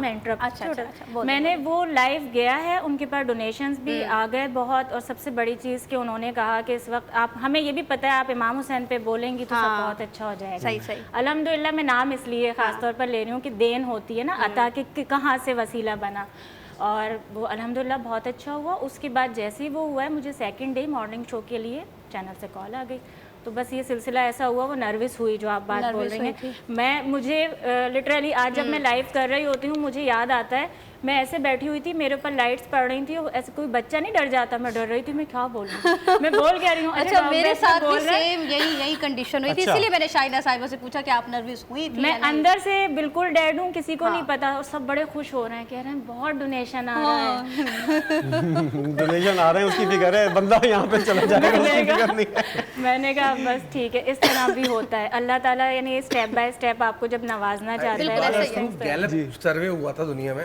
गैलप कंपनी दुनिया सबसे बड़ा सर्वे करती है कि उस लोगों से पूछा कि सबसे ज्यादा डर आपको किस चीज से लगता है, तो टॉप दो चीजें आई थी। नंबर 1 था पब्लिक स्पीकिंग, नंबर 1 फियर दुनिया में माना जाता है, और दूसरे नंबर पे सांप था, स्नेक्स। तो अगर आपने उस फियर को ओवरकम किया तो you are one of the bravest person on earth. बिल्कुल। अच्छा, मैं अपने लिए कहती यही हूँ और मैं सबसे भी यही बोलती हूँ कि बेशुमार ऐसी चीज़ें होती हैं, न्यू एक्सपीरियंसेस मैंने किए और मैं अंदर से मेरा कुछ भी हाल है, ऊपर से मैंने बड़ा कॉन्फिडेंस दिखाया और सब बोलते थे वाह सबसे अच्छा आपने किया, सबसे अच्छा और आपने बोलती थी किया। आपको पता ही नहीं अंदर से क्या। कॉन्फिडेंस बहुत जरूरी होता है, वो होना भी चाहिए साजिद। हमारी जो फील्ड है मतलब हर किसी के लिए, बिल्कुल। जिस field सबसे में main भी चीज़ होना है, confidence। ओवर जरूरी है। कॉन्फिडेंट नहीं होना चाहिए और कुछ लोग नहीं उससे कारकर्दगी आपकी ज़रा बेहतर। नर्विस के हवाले से बात कर रहे थे, नाजिया साहिबा ने कहा वो नर्विस हुई थी और शाइना साहिबा कह रही है मैं नर्विस नहीं हुई थी। ये बहुत अच्छी बात है वैसे नर्विस ना होना, क्योंकि मैं अगर अपनी बात करूं तो मैं खुद भी बहुत नर्विस हुई थी। और ये भी मैं पैगाम देना चाहूँगी जो भी ख़वातीन जिस भी शोबे से ताल्लुक़ रखती हैं, आपको ऐसे चीज़ें मिलेंगी, मौक़े मिलेंगी, लोग जालिस भी होंगे, आपको तंग भी करेंगे और आगे बढ़ने से रोकेंगे, लेकिन उनकी बातों में आने से थकने से बेहतर है कि आपको उस जगह पहुँचना है जिसके लिए आप आई हैं, तो आपको काम करना बहुत अपनी डेस्टिनेशन जो है ना उसको माइंड के अंदर रखें रखना और पड़ता फिर आगे बढ़े। एक छोटा सा वक्फा लेंगे, उसके बाद दोबारा हाजिर होंगे और गुफ्तगू के सिलसिले को आगे बढ़ाएंगे। सबको ईद मुबारक। शाइना साहिबा से बात भी करेंगे, यकीनी वो तौर कहना पर। चाहेंगे कि यकीनी फील्ड में वो तौर पर। कैसे आई, क्या मुश्किलात उनको जो है वो फेस करनी पड़ी, उस हवाले से बात सब करेंगे। कुछ होगा एक ब्रेक के बाद। ब्रेक के बाद साथ रहिए।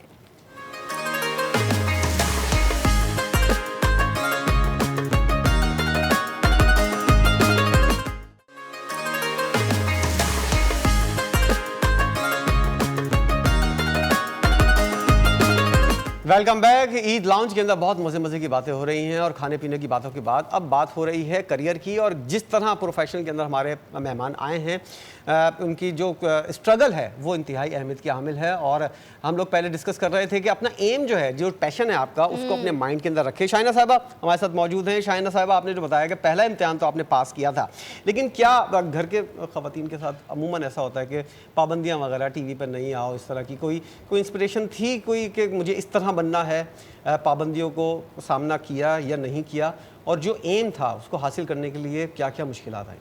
देखिए, फैमिली से तो अल्हम्दुलिल्लाह सपोर्ट था और फैमिली मेरी सपोर्टिव है। उन्होंने यही कहा कि नहीं करें, और मेरे हस्बैंड भी बहुत खुश हुए। मैं शादी के बाद आई हूँ इस फील्ड में ना, आफ्टर मैरिज।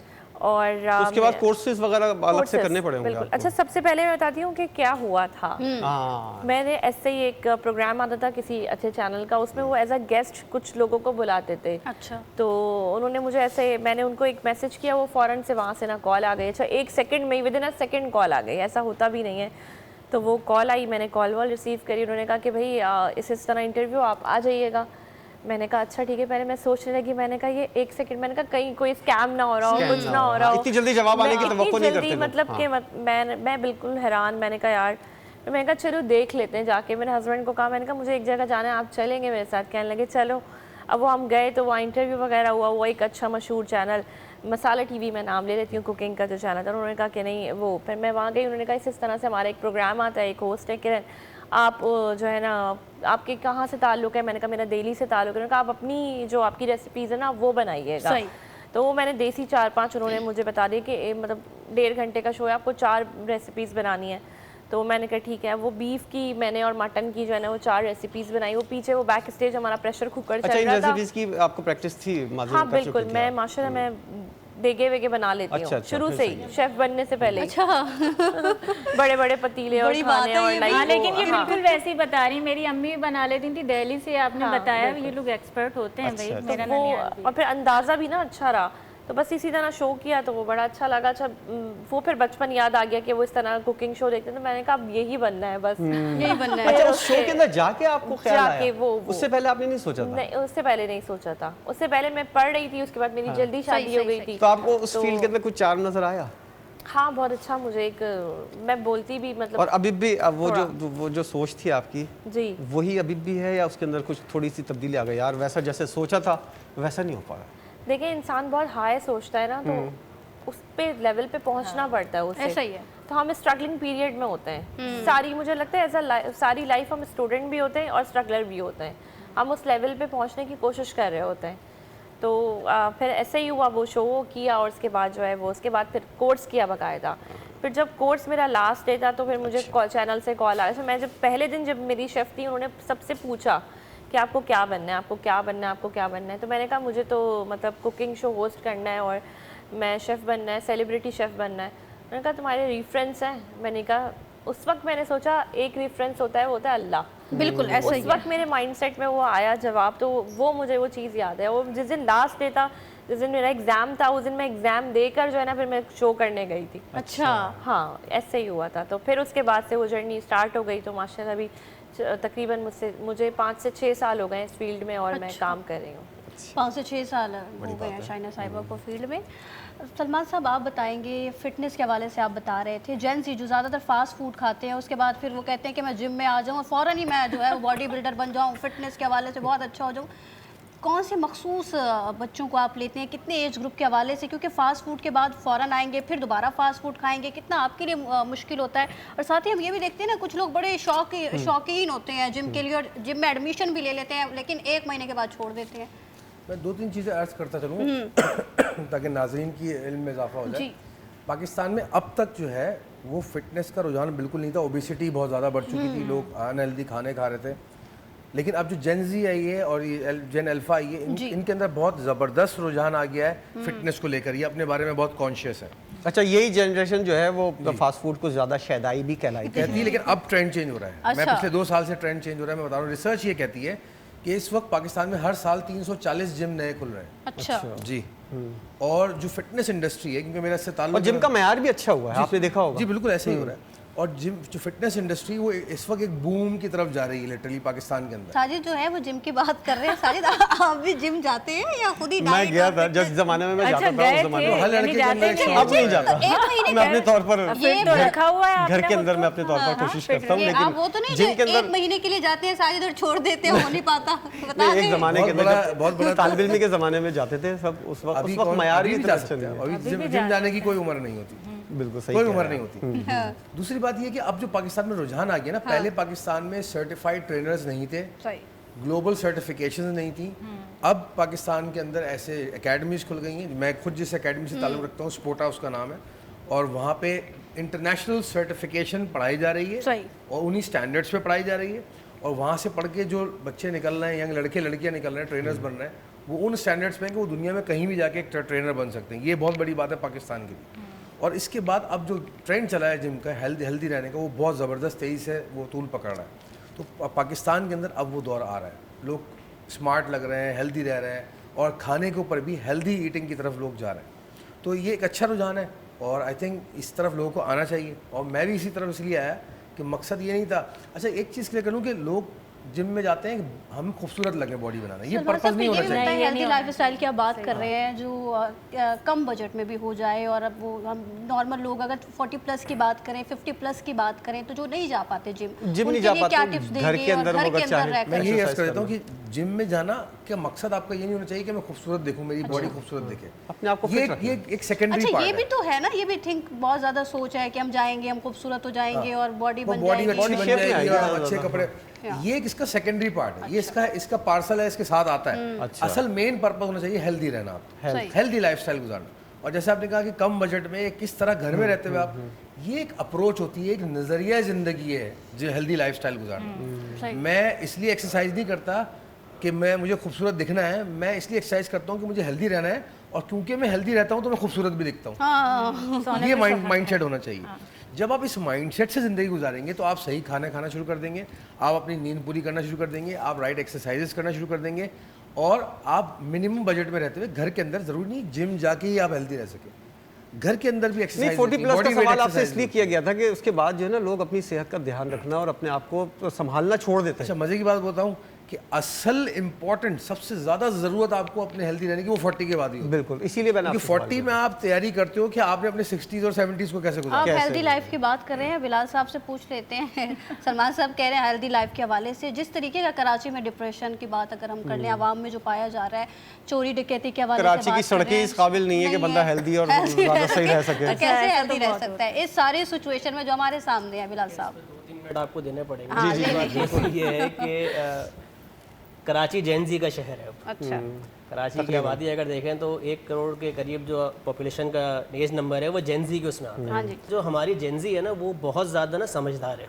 हम उसे समझते हैं बहुत ज़्यादा जज्बाती समझते हैं हम लोग। वो जज्बाती नहीं है, ये लावा फटना चाहता है। हम उसे डायरेक्शन नहीं दे रहे, हम उसे सिर्फ फाड़ रहे हैं बस। तो मैं अक्सर कहता हूँ कि जेन जी को समझें। जेन जी वो कर सकता है पाकिस्तान के लिए जो दुनिया में कोई नहीं सोच सकता। क्योंकि जेनजी में मोटिवेशन है।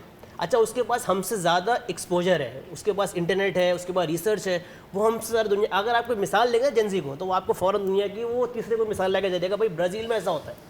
आप बोलेंगे ब्राज़ील में अलग हूँ, वो अलग है, बोलेगा आपकी आबादी 25 करोड़ है, ब्राज़ील की आबादी 20 बिलाल करोड़ साहब, है। आप जेनजी के हवाले से बात कर रहे हैं, उन सब पर मैं इत्तेफाक करती हूँ, वो बात मैं मानती भी हूँ, लेकिन जो सूरत हाल कराची की है उससे भी तो हम उसके खिलाफ अच्छा, 2.5 करोड़ नहीं का जा सकते शहर ना। है, 1 करोड़ तो हो गए जेनजी, बाकी के जो 1.5 करोड़ आवाम हैं, जो तंग आ गई है वो भी चोरी तो डकैती उनकी से, जिंदगी हर की चीज से जो सूरत हाल है, ये भी तो बहुत तंग करती है ना।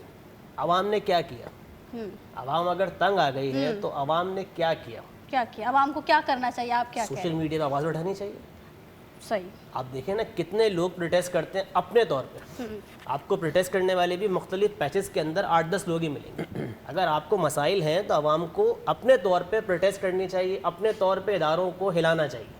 जब आप मिसाल के तौर पे आप आज कोर्ट चले जाए, मैं मिसाल दे रहा हूँ आपको, ठीक। आप जाके कोर्ट में बोलेंगे ये हुआ, कोर्ट बोलेगा क्या पहले उस इदारे के पास आप गए थे? नहीं गए। आप नहीं गए थे। आवाम यही तो नहीं करती। आपका केस वहीं पे कमजोर हो जाएगा। आप यही तो नहीं करते। जो प्रॉपर चैनल है आप उसके थ्रू चलते ही नहीं है। सही। आप इमरजेंसी में चले जाएं, हाँ जी। आपकी बीमारी है नज़ला खांसी जुकाम, आप लेटे होंगे ट्रॉमा इमरजेंसी के अंदर, हाँ। और बोलेंगे कि मुझे डॉक्टर नहीं देख रहा। भाई जिसकी ज़्यादा इंपॉर्टेंट इमरजेंसी पहले उसको देखेगा या आपको देखेगा? आपको देखेगा। आपको ये मानना पड़ेगा आपकी आबादी भी ज़्यादा है, आपके पास वसाइल भी कम है, लेकिन मैनेजमेंट आपकी है। अच्छा। आपका आज भी हेल्थ सिस्टम जो है वो इतना ख़राब नहीं है जितना दुनिया के अंदर बाकी मुल्कों के तो अंदर आप है। कह रहे हैं मैनेजमेंट अच्छी है, कहाँ है मैनेजमेंट? कराची के मसाइल को हल करने के लिए मैनेजमेंट चाहिए, वही तो हल नहीं हो रहा है। ये पेरिस की बात कर रहे हैं। अच्छा। कराची के पेरिस नहीं, वो उस तरफ के कह ये रहे उस हैं, कराची पेरिस के की इलाके बात की कर रहे हैं जिसमें हम रहते हैं।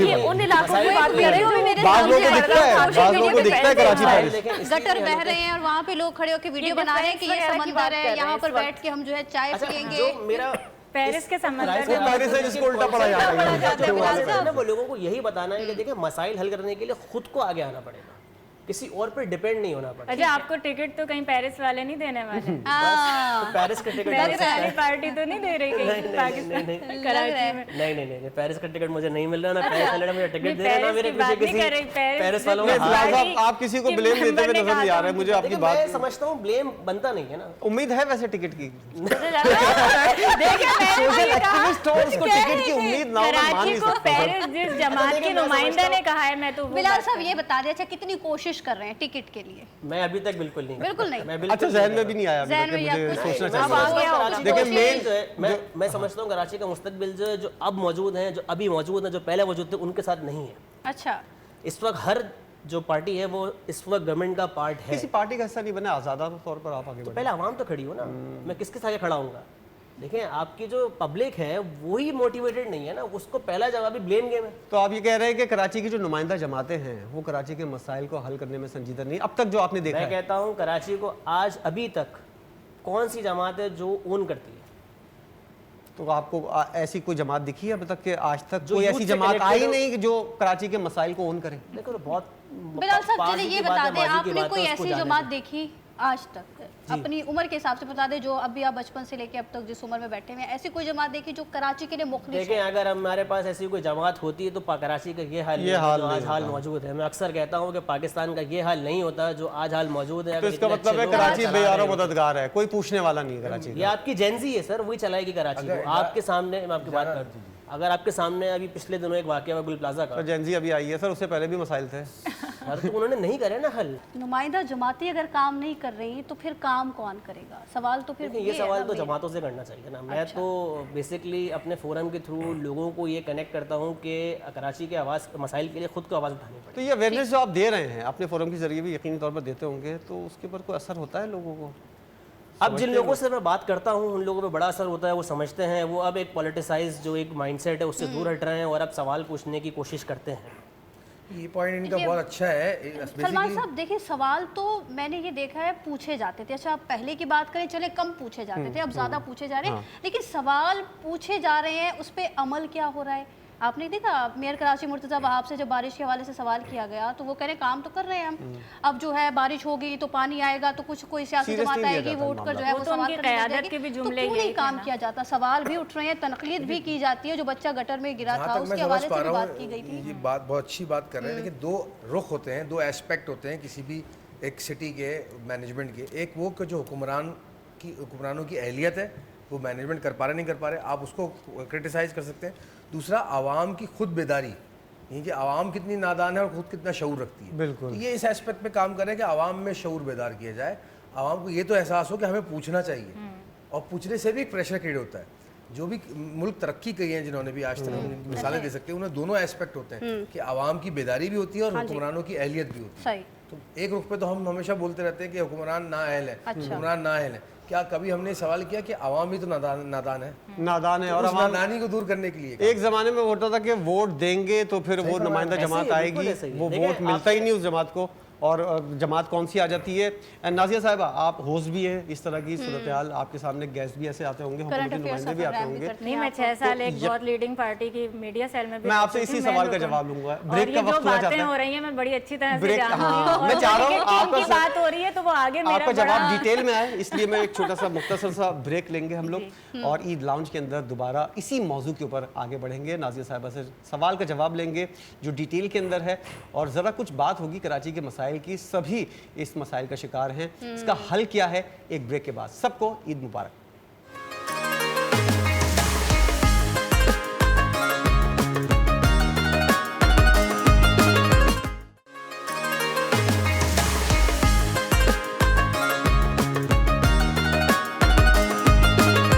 Welcome back. ईद लाउंज के अंदर इस वक्त हम बात कर रहे हैं कराची के मसाइल की, और बात कुछ ज़्यादा फैल गई है। कराची के मसाइल को कौन करेगा, जिसकी वजह से ये मसाइल हल करना जिसकी जिम्मेदारी है वो हो। नाजिया साहिबा बड़ी डिटेल के अंदर बात करना चाह रही थी। आप होस्ट भी हैं और इन तमाम तर चीज़ों को फेस भी करती हैं, आपके पास मेहमान भी आते हैं। क्या लगता है आपको, मसाइल का जिम्मेदार तो यकीनी तौर पर चीज़ें हैं, मसाइल तो हैं, लेकिन हल करने वाला कौन है? पर नाज़िया, हम ये भी तो देखें ना, पीपल्स पार्टी की जो जमात है वो कई दहाइयों से कराची पर मुहित है, पूरे सिंध की अगर बात से हम की तो जाए दो ही पार्टी वही देख रहे हैं ना, देखते हुए जनरल को नजर हटा आते दें, हैं। हम तो नून लीग देखते हैं या लेकिन काम करते हुए नहीं नजर आते। कहते हैं कि भाई अगर मेयर कराची से बात की जाए तो वो कह रहे हैं वो चीज़ें हमारे पास नहीं, तो भाई आपके पास है तो आपकी जमात के पास है ना सब कुछ, तो फिर आप कैसे ये बात करते हुए नजर आते हो? तो आप क्या समझती हो, कौन सी नुमाइंदा जमात ऐसी होगी जो कराची के लिए काम करेगी? अच्छा, हमने माजी में भी देखा है। अभी हम शिकवे कर रहे थे ना कि कराची में अगर आप हिस्ट्री देखें कराची की, तो 2007 की ही मैं बात करूं, परवेज़ मुशर्रफ साहब का जब दौर था, हमने उस वक्त भी तो काम होते हुए देखा है, इसी कराची को देखा है हमने। मैं उस टाइम पे रिपोर्टिंग बड़ा एक वो था कि इनिशियल स्टेज थी जिस वक्त कहा जाता है कि भाई चलना भी नहीं आ रहा होता, बोलना माइक लेकर। मुझे अभी तक याद है कि जब मैं जाती थी रिपोर्टिंग के लिए, वो वक्त था कि जब हम आते थे बारिश हो जाती थी, तो उस वक्त भी तो कराची लगता था गाड़ी अभी हमारी यानी हिल रही होती थी ना, इतना ये हाल होता था आई चुनरीगढ़ रोड तक का। लेकिन उसके बाद इसी कराची को हमने बनते हुए भी देखा। फिर उसके बाद हमने ये देखा कि अब कराची का जो भी आ रहा है वो बोल रहा है कि नहीं, हमारे पास कुछ है ही नहीं, हम राइट्स नहीं है, कराची को हक दो। ये आवाज़ भी सुन ली हमने, मुख्तलिफ जमातों के साथ सुन ली। लेकिन वहीं पर जहाँ एक पॉइंट है वो ये है मैनेजमेंट का। ख़ास तौर पर देखें, आप भी अपना घर देखती होंगी, आप भी, यानी सब यहाँ पर जो भी बैठा हुआ है या कोई इदारा भी, मैनेजमेंट वो इंसान करता है जो वहाँ का होता है, जो उसको जानता है। अब हम अपनी ट्रैफिक पुलिस के लिए बात कर लें या पुलिस के लिए, जो इलाकाई, यानी बहुत बुरा लग जाता है लोगों को, लेकिन कराची के लड़के बेरोज़गार हैं, जॉब्स के लिए जाना चाहते हैं, जॉब्स नहीं मिलती। फिर उसके बाद कोटा सिस्टम तो चल रहा है, एजुकेशन में भी है। अरे नाजिया साहिबा, अभी मैं आपको एक यकीन दहानी कराऊं, अभी आप देखिएगा, ईद का दिन है ना, शाम को आप देखिएगा वही आलाइशें वगैरह पूरे रोड के ऊपर पड़ी होंगी, बीमारियां अब जो रास्ता, जो कराची का मैप नहीं जानता, किसकी जिम्मेदारी है? जो कराची का मैप नहीं जानता वो कराची कैसे डेवलप कर सकता है? इसी तरह से हम अभी जब बाद में बहुत सारे लोग ऐसे हैं, और हमारे यानी नाजरीन भी पहचान जाएंगे नाम लिए बगैर मैं कहूँ कि जो हम ब्लेम गेम कर रहे हैं ना, यही पार्टीज हम देख रहे हैं। नए को जिन्हें कभी असेंबलीज नहीं देखी थी उनको भी मौका दिया, उन्होंने कराची के लिए क्या कर लिया। कहते हैं कि 5 साल कंप्लीट नहीं किए, लेकिन भाई आपने उससे पहले क्या किया? तो आप समझते हैं सियासी जमातों के पास इसका हल नहीं है? ये जो बात कर रहे हैं ना, भी तो नियत नहीं है। हल उनके पास है कि जो कि करना चाहते हैं आप, यानी मिलकर, जिस तरह से हम आवाम की बात कर रहे हैं ना, आप क्यों नहीं अपने आप को, यानी जो लोग इस तरह के एक्सपोज कर रहे हैं, आप अपने राइट्स के लिए आवाज़ क्यों नहीं उठाते? मीडिया का किरदार, मैं इस तरफ आ रही हूँ, जैसे हमारा जो काम है, मेरे पास लोग आते हैं, मैं बहुत जगह बोल रही होती हूँ, मैं कहती हूँ कि देखिए हम दुश्मनी भी ले रहे होते हैं ना सामने, जैसे मैंने अभी कहा है, मेरे पास यानी हर पार्टी के जब पॉलिटिशियंस आए, मैं खुल के उनसे क्वेश्चन करती हूँ, देखें ये हुआ था फलां चीज़ें, देखें जब होस्टिंग आप कर रहे होते हैं या एंकर होते हैं, क्रॉस क्वेश्चन हमारे यहाँ कहा जाता है ना, आपको नो हाउ ही नहीं है तो आप क्रॉस क्वेश्चन भी नहीं कर सकते। लेकिन फिर उसके बाद ये हो जाता है ही जी जी। अच्छा, पॉलिटिशियन से भी हम सेलिब्रिटी की तरह कर रहे थे, अच्छा आपने कहा अच्छा मदद, आप ये नहीं कहेंगे उसने कहा मैंने ये किया तो आपने उस वक्त आप तो ये सवाल का जवाब लेना इनकी जिम्मेदारी है। आप बैठे हुए सर जी, आप आपके पास आप जाते होंगे, आप तस्वीरें खींचे, वीडियो बनाएं, आप सब चीज आवाम के ऊपर नहीं डाल सकते। आपने कभी किया ऐसा कि सियासी जमातों के नुमाइंदों या किसी नाजिम के पास जाके या ऐसे ये जो मसाइल हैं, अभी अब आप शाम को देखिएगा, आप यकीनी तौर पर आलाइशें वगैरह जो होती हैं, मैं जहाँ रहता हूँ वहाँ पर इलाके में एक इलीगल डंपिंग साइट बनी हुई थी। हमने मीडिया को इस्तेमाल किया और एमडी के पास गए। एमडी साहब को पहली दफ़ा बताया, एमडी साहब ने कहा जी हम करेंगे, नहीं हो सका।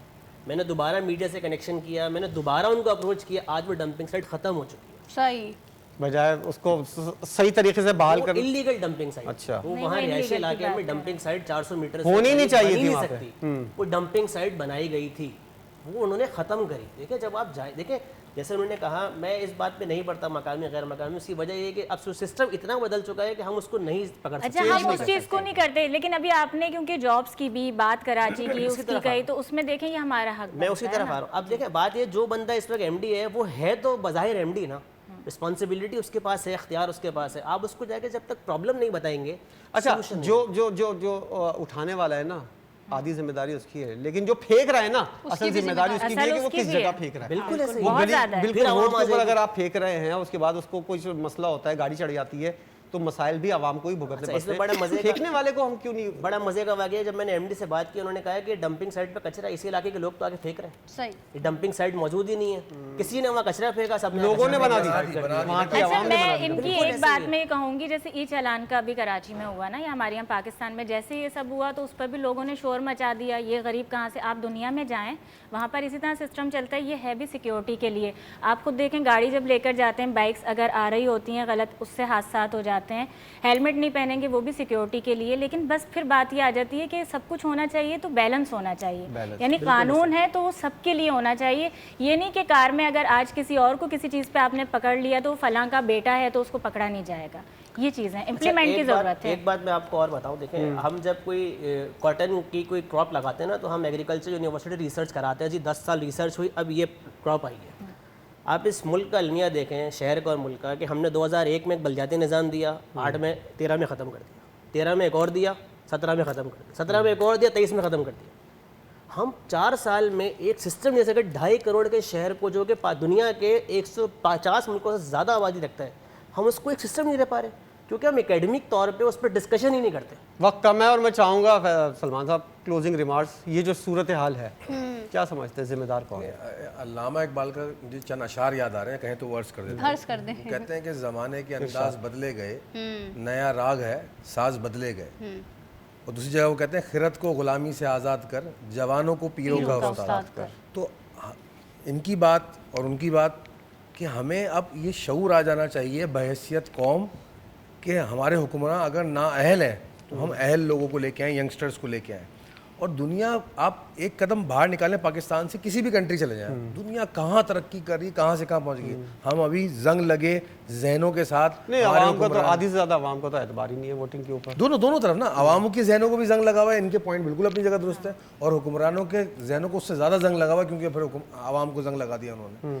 तो ये हल नहीं है। हल ये है कि जिद्दत लाइए, आगे बढ़िए, और जो इकबाल आज से 70 साल पहले कह रहे थे वो आप शायद हमारी अकलों में आ जाए। हाँ। तो यंग ब्लड को लेके आइए, जिद्दत अपनाइए, नए अंदाज अपनाइए।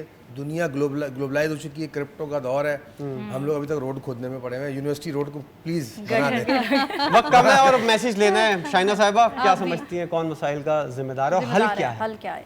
मसाइल के जिम्मेदार हम सब भी हैं, और हमसे ज़्यादा जो है ना, मुझे ऐसा लगता है कि जो हमारे हुकूमत है वो है। और हल यही है कि जो है ना, समझ नहीं आता कि हल क्या है, सबसे बड़ी बात ये। और दूसरी बात ये कि बहुत सारे लोग जो होते हैं ना, वो अपने इलाकों का वो कर रहे होते हैं। हमें उन इलाकों को भी देखना चाहिए जो पसमानदा इलाके हैं, उनको भी हमें देखना चाहिए। बहुत सारे जो है वो उन इलाकों के जो हम डिस्कस ही नहीं कर रहे हैं, कि जिसकी गटर लाइन्स ख़राब हैं और जिसके रोड टूटे हुए हैं। अभी हमारा अंडरपास बन रहा था शायद वो करीमाबाद वाला, अभी वो कोई 4-5 हालत साल देखिए आपने जाके बिल्कुल, किस बिल्कुल। तरह और का अंदर। किस तरह बना है वो, क्या बना है, मतलब उसके अंदर सफर करते हुए अंदाजा हो जाता है डर लग रहा है कि भाई मुझे तो। क्या मैंने कहा मारे ऊपर से बारिश हुई तो वो आपके ऊपर बिल्कुल। है, और मतलब कोई मतलब अनसिक्योर लग रहा है वो। तो Unsecure लग रहा है। जो है अब चीजें जो बने, रोड्स बनते हैं, अच्छा चले रोड बन गया, आज रोड बना, 2 दिन बाद खुद रहा है दोबारा से, क्यों भाई, वो गैस की लाइन डालनी थी। सही।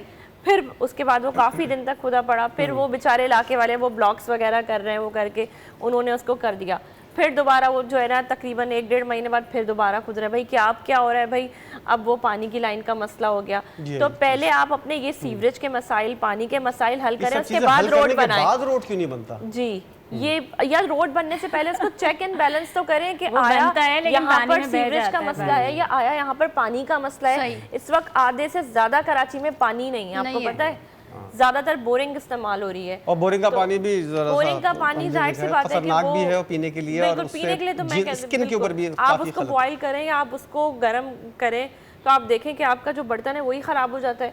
तो इंसान की जो बॉडी है उसका क्या हाल हो रहा होगा जो लोग पी रहे हैं। जो लोग पी रहे हैं, चाहे इस हवाले से आप लोगों ने जो बात की वो सारी जो है वो आवाम ने भी सुनी। मट्टी बिरयानी खाए हो। हाँ। शायरी साहिब, कुर्बानी के हवाले से अब ज़रा बात दोबारा स्टार्ट कर देते हैं। कुर्बानी हमें बेसिकली दर्स क्या देती है, आप क्या कहना चाहेंगे इस पर? कुर्बानी बेसिकली हमें यही दर्स देती है। देखें, कुर्बानी के जो है ना मतलब कुछ रूल्स, जैसे हर चीज़ के उसूल होते हैं, ऐसे ही है कि आप जानवर को पहले पालो, उसकी जो है ना आप वो करो ताकि आपके अंदर बिल्ट हो, उसका दुख बिल्ट हो, जब वो कुर्बान हो रहा हो ना तो वो जज्बा आए। हाँ, तो उस जज्बे के लिए हम कुर्बानी करते हैं, ना कि हम लोगों ने जो बनाया हुआ है कि गोश्त खाना और तकसीम करना और ये सारे मसाइल हैं। लेकिन जो है ना वो सबसे पहले यही है कि उसको जज्बा आपके अंदर होना चाहिए, जज्बा होना चाहिए। और ये जज्बा आपको ये सिखाता है कि आप बर्दाश्त कर रहे होते हैं, तकलीफ हो रही होती है आपको, और आपका प्यारा जानवर कुर्बान हो रहा होता है। एक तो ये चीज़ हो गई। दूसरी, इसी तरह ज़िंदगी में ना हम बहुत सारी कुर्बानियाँ दे रहे होते हैं, हाँ जी। बहुत सारी चीज़ें हम कर रहे होते हैं। आप ऐसा होता है कि जो चीज़ हमारा हक होता है हम कभी कभी छोड़ देते हैं, ऐसा ही है। और जो है वो ये कुर्बानियाँ सारी उसी में काउंट होती हैं। इसी तरह मुझे ऐसा लगता है हमारा पूरा पाकिस्तान कुर्बानियाँ ही दे रहा है। बिल्कुल, जब से जब बना से है ना, पाकिस्तान बना है, पाकिस्तानी जो है कुर्बानियाँ ही दे रहा है, कुर्बानियाँ मतलब दे वो रहा है। चल नाज़िया रहा है, वो साहबा, फेस ही खत्म नहीं हुआ। सफाई निस्फ़ ईमान है, हर कोई ये मुसलमानों के लिए तो यकीनी तौर पर, लेकिन फिर भी कराची की जो हालत है उसको देखकर लगता है कि ये वाला ये जो बात है ना, इसके ऊपर कोई भी अमल नहीं करता है। आप कुर्बानी का जज्बा, कुर्बानी का मैसेज जो है वो भी आपने देना है, और उसके साथ साथ इस मामले बिल्कुल के ऊपर आप भी जो आवाज़ बात उठानी कर है। रहे हैं उसमें मैं ये कहूँगी कि कभी फुर्सत से करंट अफेयर का मैं तो समझती हूँ पूरा प्रोग्राम होना चाहिए जब हम चुके लोग हैं, जो बहुत बात सारे कर रहे हैं मैंने ना, लेकिन उसमें क्योंकि ईद की मुनासबत से शिकवा जुल्मत शब से तो कहीं बेहतर था, वाह, जबरदस्त। शिकवा जुल्मत शब से तो कहीं बेहतर था, अपने हिस्से की कोई शम्मा जलाते जाते। तो हम सब अपने हिस्से की शम्मा अपने हिस्से जला का रहे काम हैं कर बगैर ये सोचे समझे कि क्या होता है आगे जाकर। लेकिन कम अज़ कम वो कहा जाता है ना कि हमारा नाम, हमारे दिल की सेटिस्फेक्शन तो हो कि हाँ हमने कुछ किया था कौम के लिए, मुल्क के लिए। वहीं पर हम ईद कुर्बान की बात कर रहे हैं और यहाँ एक दूसरे से बड़ा शिकवा कर रहे होते हैं, लेकिन खालों की बात होती है। शिकवे की बात हो रही है तो जरा कौम के हवाले से बात कर रहे हैं ना कि एक दूसरे का साथ दे, तो साथ तो हमने बुनियानुल मरसूस में दिया है। बहुत ज़्यादा ये इस पर बात करनी ये वाली बनती बात है। मैं अपने नाज़रीन को भी कहना चाहूंगा कि ये ईद जो है ना, इस वक्त जो ईद आई है, पिछली ईद भी थी, इस वक्त जो पहली ईद आई है उस ऑपरेशन में कामयाबी के बाद, तो ये हमारी डबल ईद हो गई है पाकिस्तान एक साल मुकम्मल होने के सबसे बाद। मेन चीज सवेरा जो थी वो अपने से 10 गुना बड़े दुश्मन को शिकस्त देना, ये कोई आम बात नहीं थी। इसकी पूरे पाकिस्तानी तो खुश हैं ही, दुनिया भी इसकी तारीफ कर रही है। जो कमियां कोताहियां हम सलमान साहब यहाँ पर बता रहे हैं, तो जो अच्छी चीज है उसको भी गिनवाना चाहिए। हमारे बहुत है शोहदा की सारी कुर्बानियां सियासी हैं। जमातों में, लेकिन हमने देखा कि इख्तलाफात को भुलाकर सब कुछ पूरी गलत नहीं हो रहा कौम पाकिस्तान में। मुत्तहिद होकर पाक अफवाज के साथ खड़ी रही, बुनियानुल मरसूस में भारत को शिकस्त दी, जो कि बड़ा बनकर आया था। शायद बहुत कुछ कर जाएंगे हम, लेकिन सूरत हाल बरक्स देखी। अपने जो उनके तैयारे थे 8 वो भी गिराए, रफेल भी गिराए। अब जो मोदी है भारत वो हजीमत उठा रहा है। इस पर आप क्या कहेंगे बुनियानुल मरसूस की मुनासबत से? इसमें कोई शक नहीं, हमारी कौम जो है वो इस मामले में मुत्तहद है कि हम अपने बका को समझते हैं अच्छी तरह, और वही कौमें आगे बढ़ती हैं जो अपनी इंटेग्रिटी को इंटैक्ट ऐसा ही है सर। बस हमें अपने इंटरनल मैटर्स को सॉल्व करके अपने मैनेजमेंट इश्यूज़ को, जैसे इन्होंने भी बिलाल ने फरमाया, तो हमें बेहतर करके आगे बढ़ना है। और रही बात ईद कुर्बा की, तो मैं ये मैसेज देना चाहता हूँ कि ये जो ईद है ना, इसमें जानवर की कुर्बानी नहीं है, ये तो एक ज़ाहिरी अमल है। असल कुर्बानी जो है, असल तज़किया आपकी नफ्स का है, उसको कुर्बान कर दीजिए। ऐसा ही है। और दूसरा मैसेज मैं ये देना चाहूँगा कि ईद पे एंजॉय करें, और जानवर का गोश्त खा खा के बस एक ख्याल रखिएगा कि आप जानवर जैसे दिखने आप लगे। जानवर जैसे ना हो जाए। बिलाल साहब आप अपना कमेंट देते हैं। देखें, सबसे पहले तो ईद कुर्बान के बारे में कि इसमें हम लोगों को सबको साथ लेके चलना चाहिए, ठीक। क्योंकि ईद कुर्बान का मतलब सिर्फ हम लोग नहीं, वो तमाम गुरबा भी हैं जिनको कभी गोश्त नहीं मिलता। ऐसा ही है। कराची में ऐसे बहुत सारे इलाके हैं जहाँ पर पूरे पूरे साल गोश्त नहीं खा पाते। वहाँ पर हमें पहले तो ईद कुर्बान मनाना। दूसरी बात, बुनियान मरसूस की आपने बात की, देखें इस कौम में बहुत पोटेंशियल है, मैं ऐसा ही पहले है। से कहता हूँ, और ये कौम वो कर सकती है जो कुछ नहीं कर सकती है। अल्लामा इकबाल का बड़ा खूबसूरत शेर है कि बहर ज़ुलुमात में दौड़ा दिए घोड़े हमने। तो वो हमारे लिए शेर था कि हम वो कौम है कि जो चाहे कर सकती है, बस थोड़ी सी पॉजिटिव रहें, मैनेजमेंट को देखें। पाकिस्तान के मसाइल हैं, उनके हल के लिए आप ही ने हल करना है, कोई एलियन नहीं आएगा, कोई बाहर से नहीं ऐसा ही है। सही आएगा, बात है। और पाकिस्तान के साथ चलें। और मैं आखिर में कहता हूँ, पाकिस्तान हमेशा जिंदाबाद। पाकिस्तान बिल्कुल, हमेशा बहुत शुक्रिया जिंदाबाद। तमाम मेहमानों का। और इस ईद लाउंज के अंदर हमने, और आपसे आखिर में रिक्वेस्ट भी यही है कि जो चीज़ें ईद कुर्बा के रात के बाद के हम देखने शुरू करते हैं कि सफाई सुथराई का इंतज़ाम जो है इंतहा नाक़िस होता है, अपनी जिम्मेदारी आप पूरी कर रहे हैं, ये सवाल आपको यकीनी तौर पर अपने खुद से भी करना चाहिए एज अ पाकिस्तानी। बिल्कुल ऐसे ही साजिद, और हम यही देखते हैं कि बहुत ज़्यादा इख्तलाफात हो जाते हैं, गिले होते हैं, शिकवे होते हैं, कोई बात किसी की बुरी लग जाती है, वो ख़ास तौर पर इस दिन पर बुलाकर एक दूसरे के गले मिलना चाहिए, नाराज़गियाँ ख़त्म करनी चाहिए, माफ़ कर देना चाहिए। बहुत बड़ा दिन है, इस बड़े दिन की मुनासबत से हमें एक दूसरे के साथ मिलकर रहना चाहिए। इसी अच्छे मैसेज के साथ हमको इजाज़त दीजिए। यकीनी तौर पर आपने प्रोग्राम को एंजॉय किया होगा। ईद मुबारक, खुदा हाफिज़।